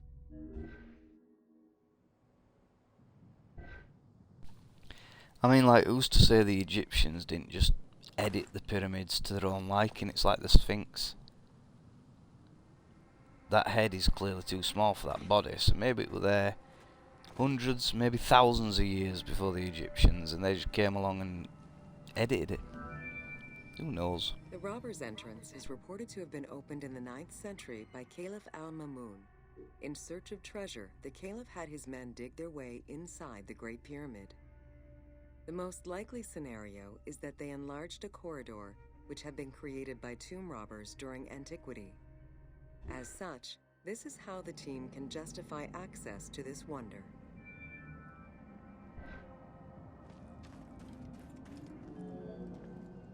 Attempts to gain entry to the Great Pyramid and uncover its potential secrets continued throughout the centuries. In the 19th century, the belief that another entry existed at the south side resulted in a hole being blasted into the pyramid's side, with no results for the damage that was done. While the search is still ongoing today to uncover more hidden rooms and passageways, conservation is the primary concern of all such efforts.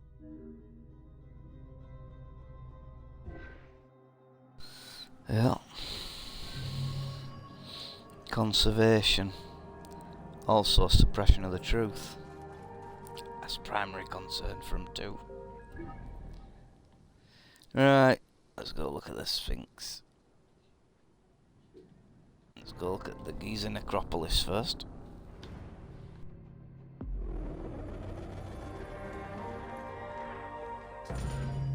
Welcome to an overview of the Giza necropolis.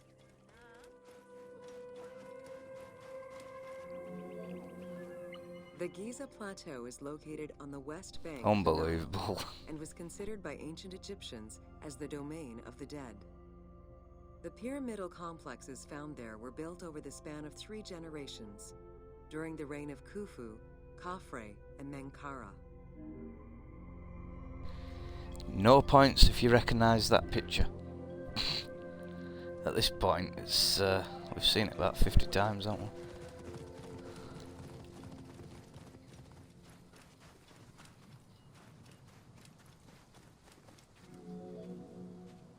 The Giza area, now famous for its 3 pyramids, is part of a wider grouping of funerary complexes. Rulers from this period generally elected to be buried in the area. The focal point of the entire region was the city of Memphis, chosen as the capital of Egypt at the beginning of the Old Kingdom.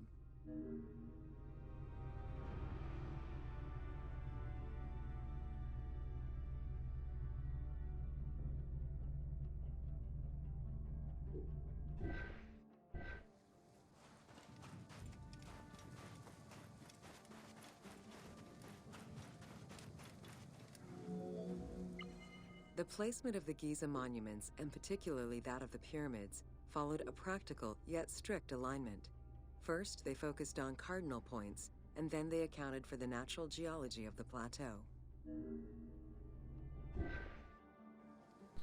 Okay. Well, that was quick. Alright, the Sphinx. Wait, did I just go to the wrong place? No. Oh, it's right place.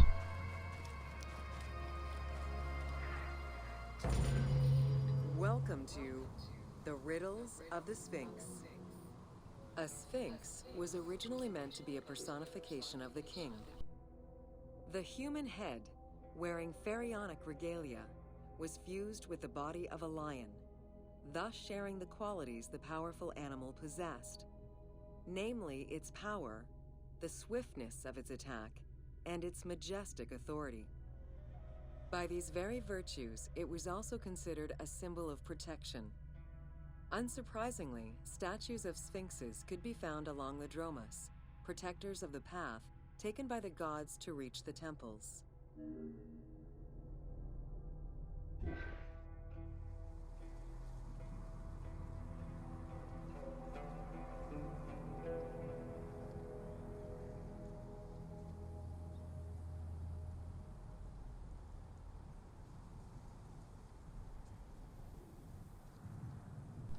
Now, I don't know if Ubisoft have got the Sphinx accurate here, because, like, its headdress used to just end abruptly, and then cement were added later on to stabilise the head, stop it from maybe getting knocked off in wind.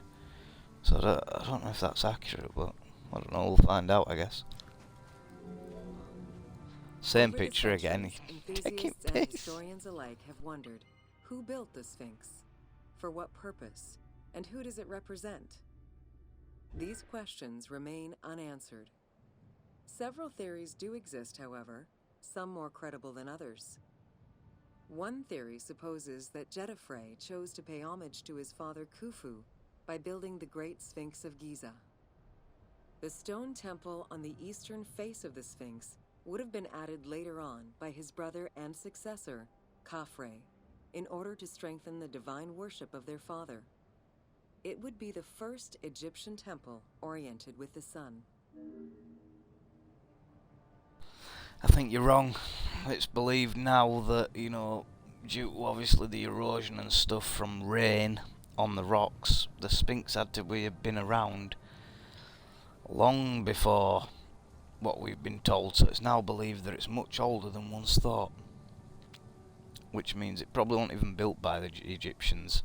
Again, as to what I said earlier, it was probably already there. It maybe had the head of a lion or a dog or something else, and Egyptians have come along, lopped it off and put on the head of a pharaoh. I don't know. I wish we did know. Time machines would be awesome, wouldn't they? To be able to go back and see this firsthand would be amazing. Another theory suggests that the Sphinx was built by Khafre and was meant to represent him. The arguments to support this hypothesis are based on the Ozzy's fact gone that again. the limestone beds used for the main work of the Temple of the Sphinx are geographically and architecturally similar to the Valley Temple of Khafre. Some believe that Khufu himself built the Sphinx, which was later finished under his successors, Jetafre and Khafre. These arguments are based on the stylistics of the engraving, the typology of the nemes, and the absence of a beard at the time of construction. See, The reason I believe that the Egyptians modified the Sphinx and it were already there is because if you look at the real Sphinx, that head is way too small for that body. Egyptians wouldn't make a fuck up like that. You know what I mean? Not if they were building it from scratch. What I think happened is it had obviously a larger, normal size head on, and they sculpted it down into a pharaoh head, into something different. You know? But I don't know. Who am I to judge or talk about theories? While ancient Egypt as a whole leaves a rather monochrome vision of its monuments and statuary, it is vital to understand that in ancient times, absolutely everything was painted. The sun, eating away at the pigments of the colors, the sand, the climate, and the implacable impact of time, unfortunately destroyed the glorious colors of the Sphinx of Giza. Documents from an Arab Egyptologist of the 12th century, Abd al-Latif al-Baghdadi, indicate that traces of red were still visible in his time. Today, however, the only color that remains are traces of red close to the ears of the Sphinx, as well as hints of blue and yellow on the nemes, traditional colors for that type of headdress. The pigments for the color red were man-made, obtained by mixing different products such as clay, quartz sand, and very finely crushed hematite. Cool. Red had a strong symbolism in ancient Egypt. It was both the color of life and the color of death. It could represent the sands of the desert or the brilliance of the sun. Red was also associated with the god Seth, vengeful and destructive. The Egyptian word for red, deshur, is also the word which was used to signify the desert, or the royal crown of Lower Egypt. In art, red was also the color used to paint the bodies of men, while yellow was used for women. It is possible that there were also color restoration efforts during the Saite period about 600 years before Cleopatra's rule, as indicated by notes on the inventory stele, discovered in 1858 by Auguste Mariette. It is because of this that the team made the decision to display it with its full range of colors, even though the Sphinx's colors would have likely faded by Cleopatra's time. All right. Dating from the 4th dynasty, approximately 2600 to 2500 BCE, the Great Sphinx of Giza is the oldest and largest sphinx that we know of. Carved from a natural limestone outcrop, the Sphinx measures 19.8 meters in height, 73.2 meters in length, and 14 meters in width.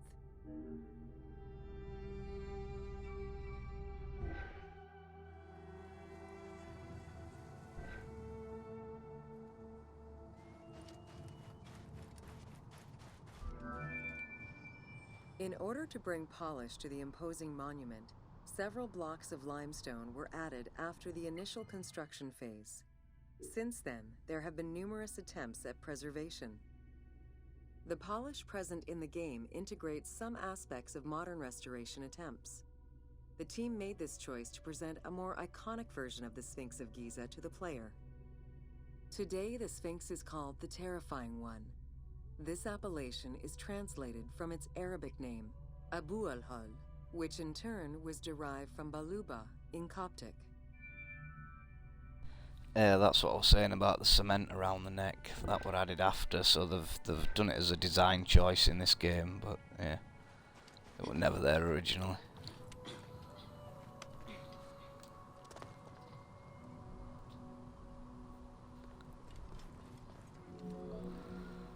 The Sphinx as a whole was carved in situ from a natural stone promontory. Its head was built in a limestone peak of the Mukattam Plate, and the body was sculpted in the underlying rock layer where it is located. The degradation of the Sphinx is due in particular to wind erosion and the different quality of limestone used in its construction. The level of sodium contained in the groundwater which abuts the stone is also a contributing factor.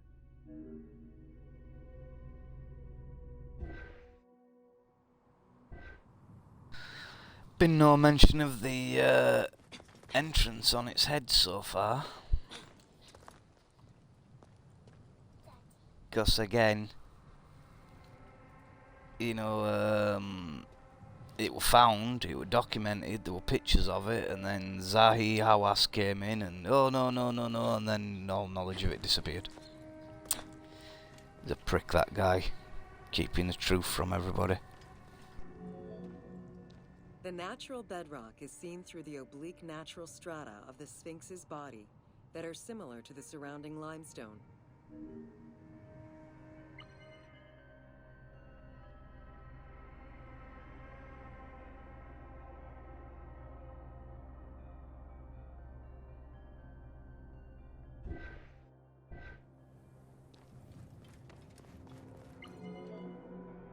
Since antiquity, people have always believed there was a hidden tomb deep within the Sphinx.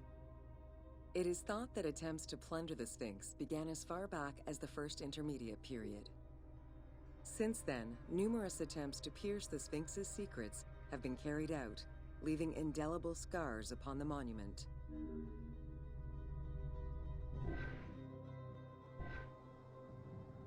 Well, there's an entrance to it in this game. It's just in its ass.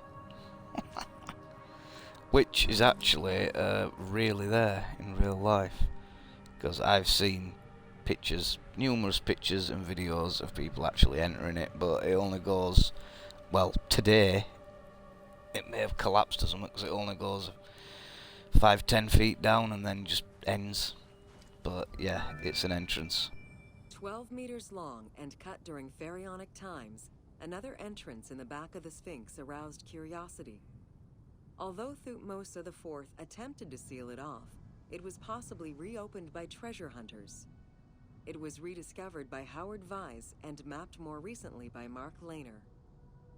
This entrance at the back of the Sphinx leads to different cavities of a few meters each, in directions going inside the statue's body and under the surface. The team has used this opportunity to extrapolate a little more. Yeah. So there's no, you know, I don't know. See, information keeps getting suppressed by that frigging head of Egyptian antiquities, that Zahi Hawass, whatever his name is. Everything keeps getting suppressed by him to make interesting discoveries, and then he suppresses the information. It's he only wants you to believe his own narrative, that guy, and he's a tosser. He's a frigging tosser. While there have been no major discoveries pertaining to the Sphinx of Giza in recent years, theories and hypotheses continue to emerge. Without validation provided by archaeological sources, however, they remain unsubstantiated. Unsubstantiated, but heavy with evidence that keeps getting suppressed, as I just said. Yeah. The first of the main theories as to the Sphinx of Giza's meaning posits that the Sphinx was originally a massive representation of the god Anubis. Its principal arguments are that the head of the Sphinx is disproportionate compared to the size of its body. The second theory believes that the representation of two sphinxes on the stela of Thutmose IV would indicate that another stone sphinx had existed on the site itself, possibly even in paired symmetry on the other side of the Nile. However, neither of these theories can be verified in any way. Didn't know that one. Well, I probably did and forgot, but let's have a look. Let's just have a look at the map and see if that would make sense. On the other side of the Nile. I don't know, I'm not sure that would make sense. Where would be the site for it? 'Cause I mean, this is around all the burial chambers and stuff, which makes sense. Where would be the site for the other one?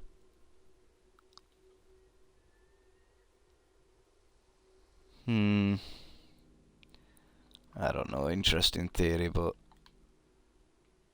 I don't know. Don't know about that one. Several scientific projects using new technologies have been put in place in the past decades.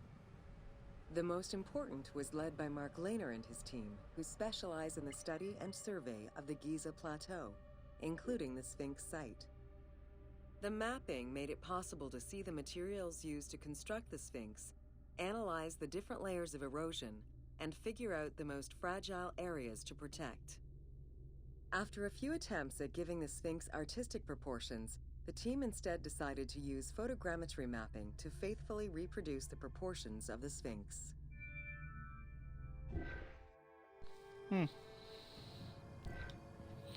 That's interesting. What the Sphinx of Giza represented during its construction and how the Sphinx was perceived by the Egyptians of the New Kingdom are two very different matters. Originally a representation of the king imbued with the power of the lion, the Sphinx was eventually viewed as a direct representation of the Most Divine. It is theorized that kings of the New Kingdom believed that the Sphinx of Giza was the one who recognized and legitimized the ruler of Egypt. Thus, despite the fact the Sphinx of Giza was partially buried under the sand during his reign, Amenhotep II knew that the monument was of great importance.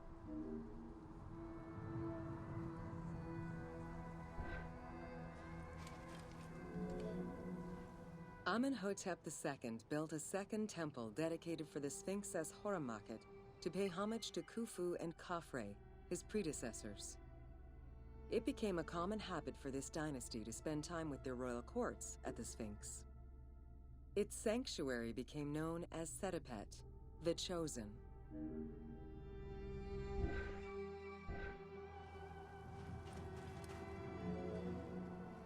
Egyptologist Mark Lehner believed that Amenhotep II built a statue of himself anchored between the paws of the Sphinx, likely to legitimize his reign, alongside a stela found by Salim Hassan. Many other pharaohs of this dynasty, such as Tutankhamun and Ramses II, also left marks of their passage in a similar fashion, sometimes even stripping the stones of nearby temples and pyramids to do so. Amenhotep II's son and successor, Thutmose IV, was a frequent offender. What's happening, Mosh?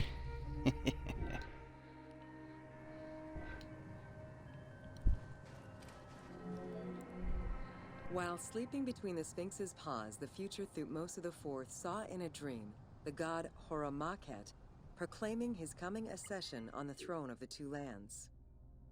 This was, of course, on the condition that he remove all of the sand covering the Sphinx, which stood guard as the personification of the god, and should thus never be engulfed by the sands of the desert.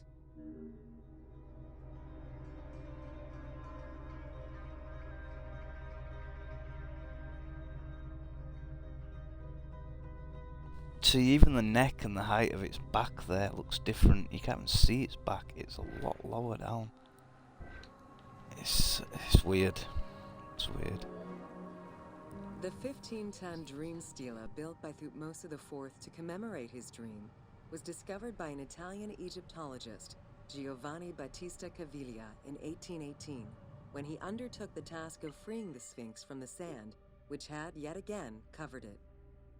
Caviglia was looking for an entrance into the structure of the Sphinx, but instead he discovered an open-air chapel and stelas between the paws. Ashes from a ceremony were still present. Protected by sand, they quite possibly were from the last ceremonies in Roman times. And you see the bit at the bottom that's chipped off? Conveniently, or coincidentally, that's the bit what goes on to describe who actually built the Sphinx. But it's gone, so nobody ever knows. Conveniently. Chilling, how's it going? Alright. Just, we're learning as we're playing. Disgusting, horrible education. This is interesting though. That same year, Caviglia discovered fragments of the Sphinx's beard that had probably been added during the New Kingdom. If many of these pieces are held by museums in Cairo, a fragment is displayed at the British Museum, along with a piece of the uraeus that was on the Sphinx's headdress. It is believed this fragment of beard was possibly kept in place thanks to the statue of Amenhotep II, which was supposed to be located under the head of the Sphinx. So you can't even see its back in that picture. Like, I don't know. Where is it? It's weird. A lot of mystery towards it, but you know, it's believed that there's a chamber under the left paw as well. I don't know. Let's see if they talk about that. A popular cultural legend purports that the nose of the Sphinx of Giza was lost during the time of Napoleon Bonaparte to the cannon fire of French soldiers in training. However, engravings from before the time of that campaign already depicted the Sphinx without a nose, indicating that it had been removed before the French campaign. Maybe it's a statue of Michael Jackson? The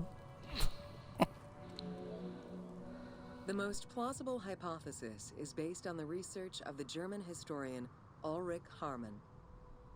During the 1980s, Harman compiled medieval sources written by Arab authors. In doing so, he discovered that the Sphinx was once perceived as a favorable omen, a deity supporting sediment-nurturing floods and crops.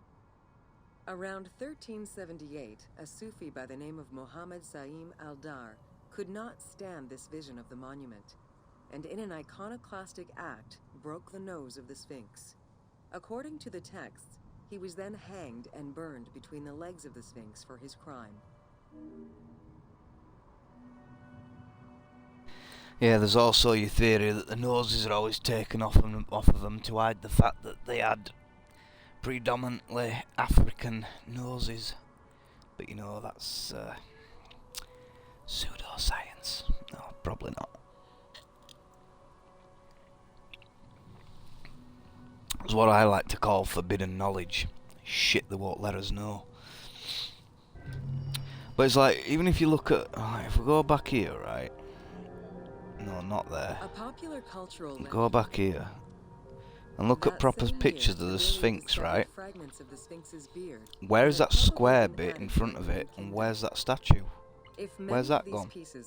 Can't just disappear, can it? A fragment is displayed at the British Museum. All the other statues have held up. Well, not all of them, but a lot of them have. But so where's the square bit and the statue? Thanks to the statue of Amenhotep II. And that's a picture from 19th century, so where the hell is that shit?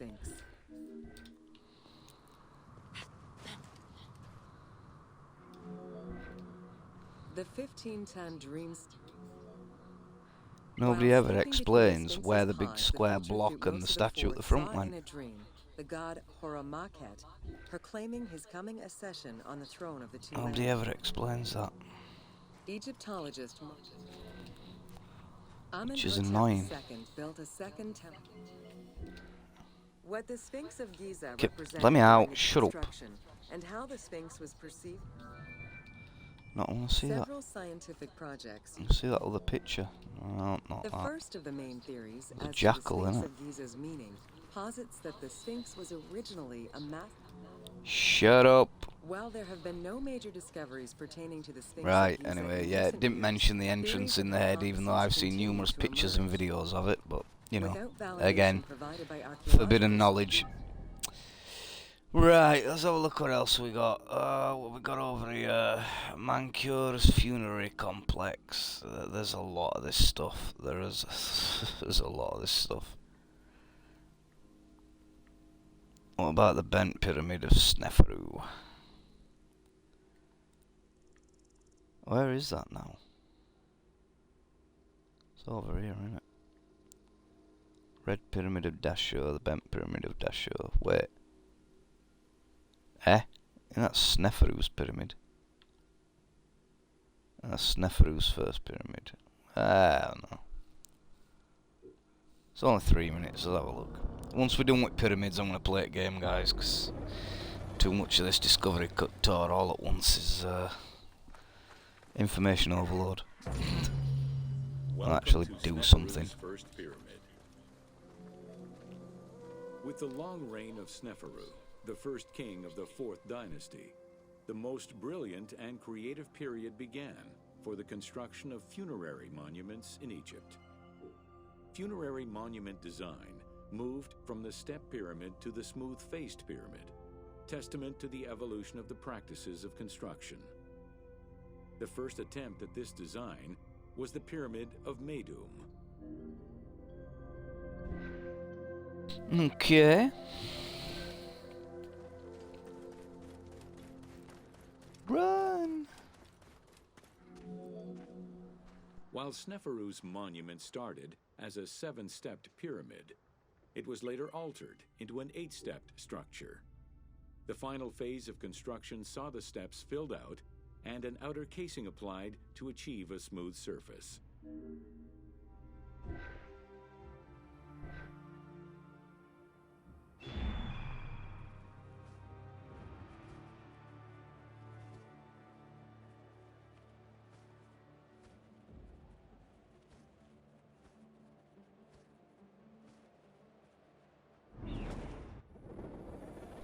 In the Great Pyramid, just like that on the inside though, the capstones are the bits that are angled. The actual pyramid is The smooth dressing of the walls hundreds did of not steps. provide sufficient bonding, however, and the outer casing did not rest on sound foundations. As a result, the bases of the 4 outer buttress walls gave way, causing the walls to slide down and collapse. While the Meidum Pyramid was abandoned due to design flaws, it showcased other innovations that would impact all future pyramid designs. Okay.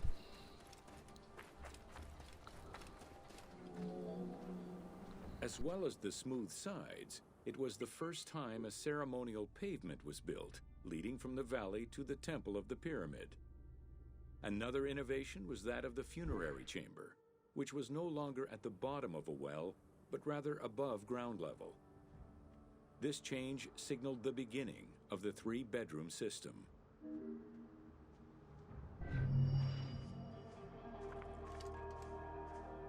Tour complete. Alright.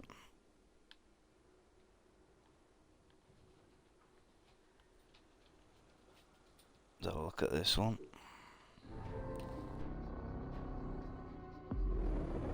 But it dashes and then became Sneferu's, I think, so I don't know. Welcome to the Bent Pyramid of Dashur. After the construction of the Meidum Pyramid Yeah, failed, Sneferu.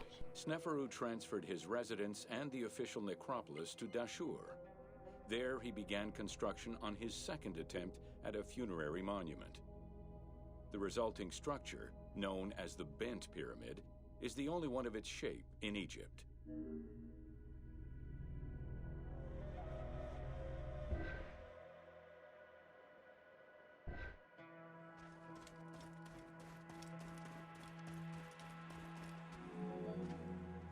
Though the pyramid also proved unstable and was abandoned, it marked a technical and architectural breakthrough. Heralding an important design transition, the bent pyramid displays a shift from the step pyramid to a functional smooth-sided pyramid.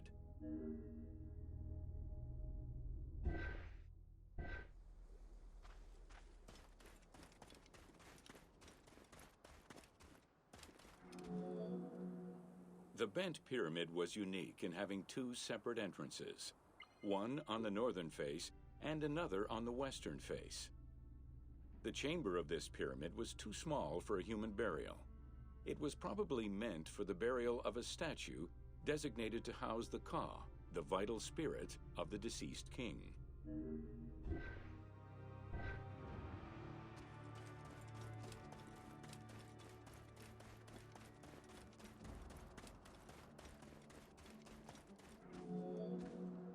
With the bent pyramid, architects successfully experimented with a completely new idea: to build the pyramid with a core of huge stones settled on a progressive horizontal design. This way, each construction phase could be completed in a single stage, allowing the architect complete control over every design element. Unfortunately, these precautions did not prevent sagging or cracks in the interior rooms of the pyramid. Sneferu abandoned the monument and began the construction of yet another pyramid.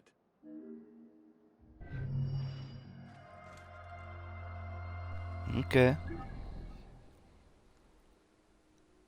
So look at this one then. The Red Pyramid.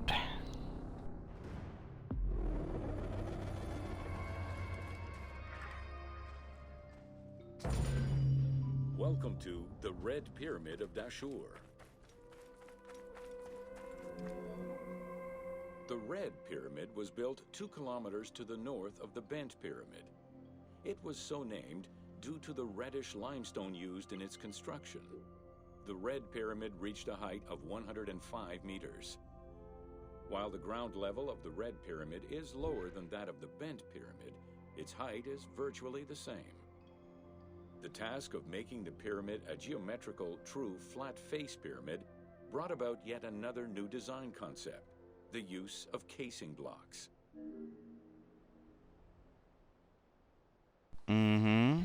See the evolution in them.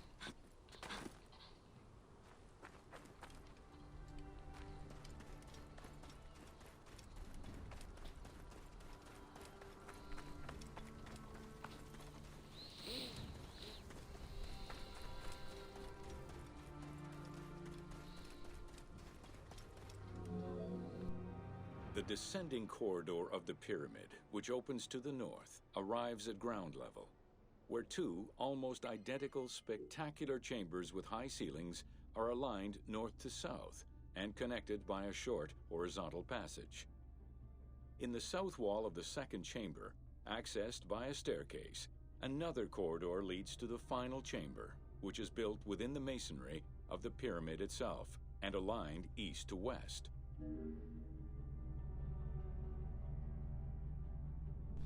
Freedom never felt so good. Oh, you were lucky. Very lucky.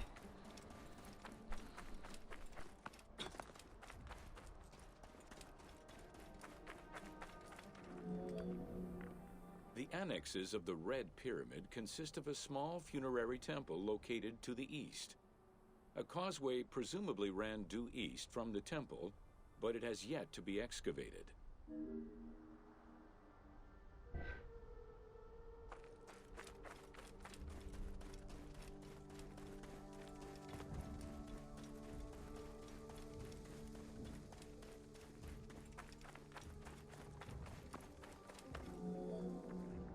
The Red Pyramid was structurally sound, and once finished, marked a remarkable design milestone.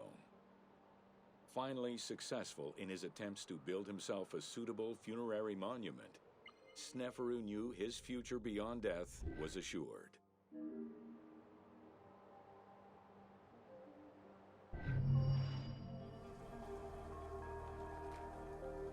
So, which were built first then? Sneferu's or the Great Pyramid? I don't know. Natron. Learn about the uses of natron. It was used for embalming. I can tell you that. Evolution of pottery. Workers transport. Pyramids of the Middle Kingdom. Let's have a look at these ones. So these are probably very different.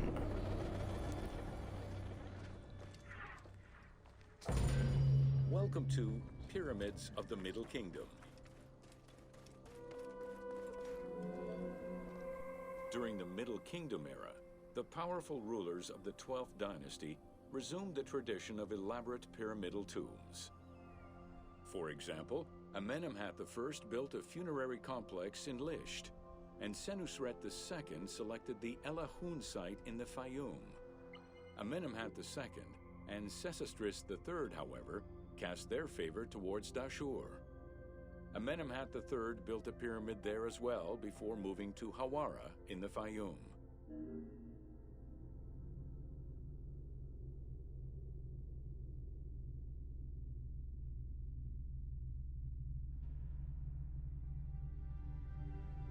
That one on bottom right's not a very good pyramid, is it?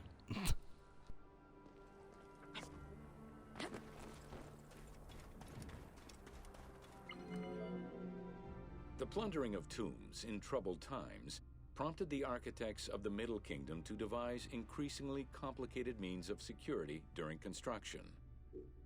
As such, while the architectural plans of the Hawara pyramid were simpler than the one at Dashur, the means used to protect it from looters were much more elaborate. Beyond the use of blind passages and concealed trapdoors, the architects relied on a system of stone slabs, which were slid into place at the end of construction. These massive stone slabs were meant to permanently block the passageways leading to the funerary chambers.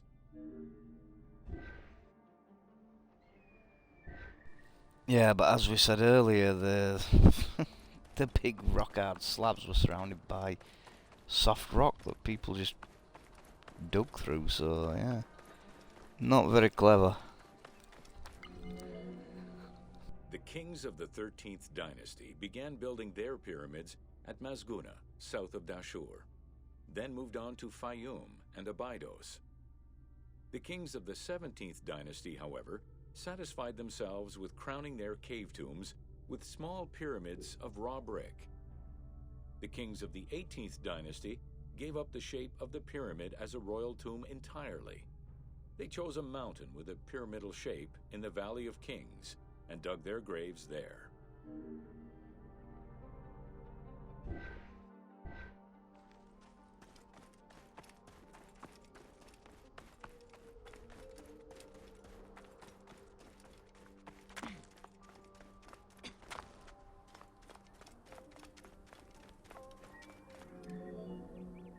It was not until the Nubian pharaohs of the 25th dynasty that kings were once again buried under pyramidal tombs.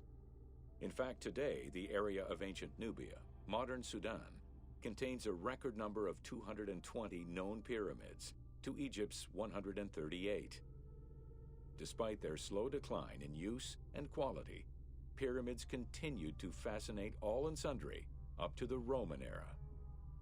They remain to this day a symbol of the religious dedication of the pharaohs and the grandeur of ancient Egypt. There's 138 pyramids in Egypt.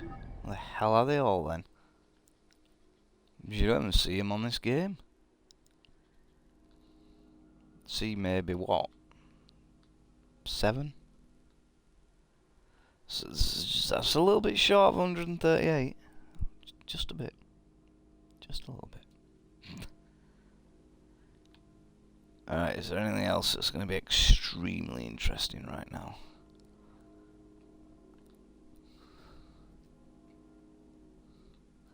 Siwa.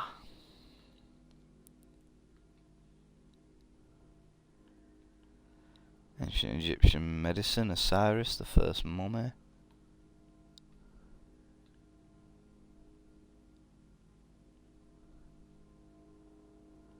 It's all Roman stuff up here, isn't it?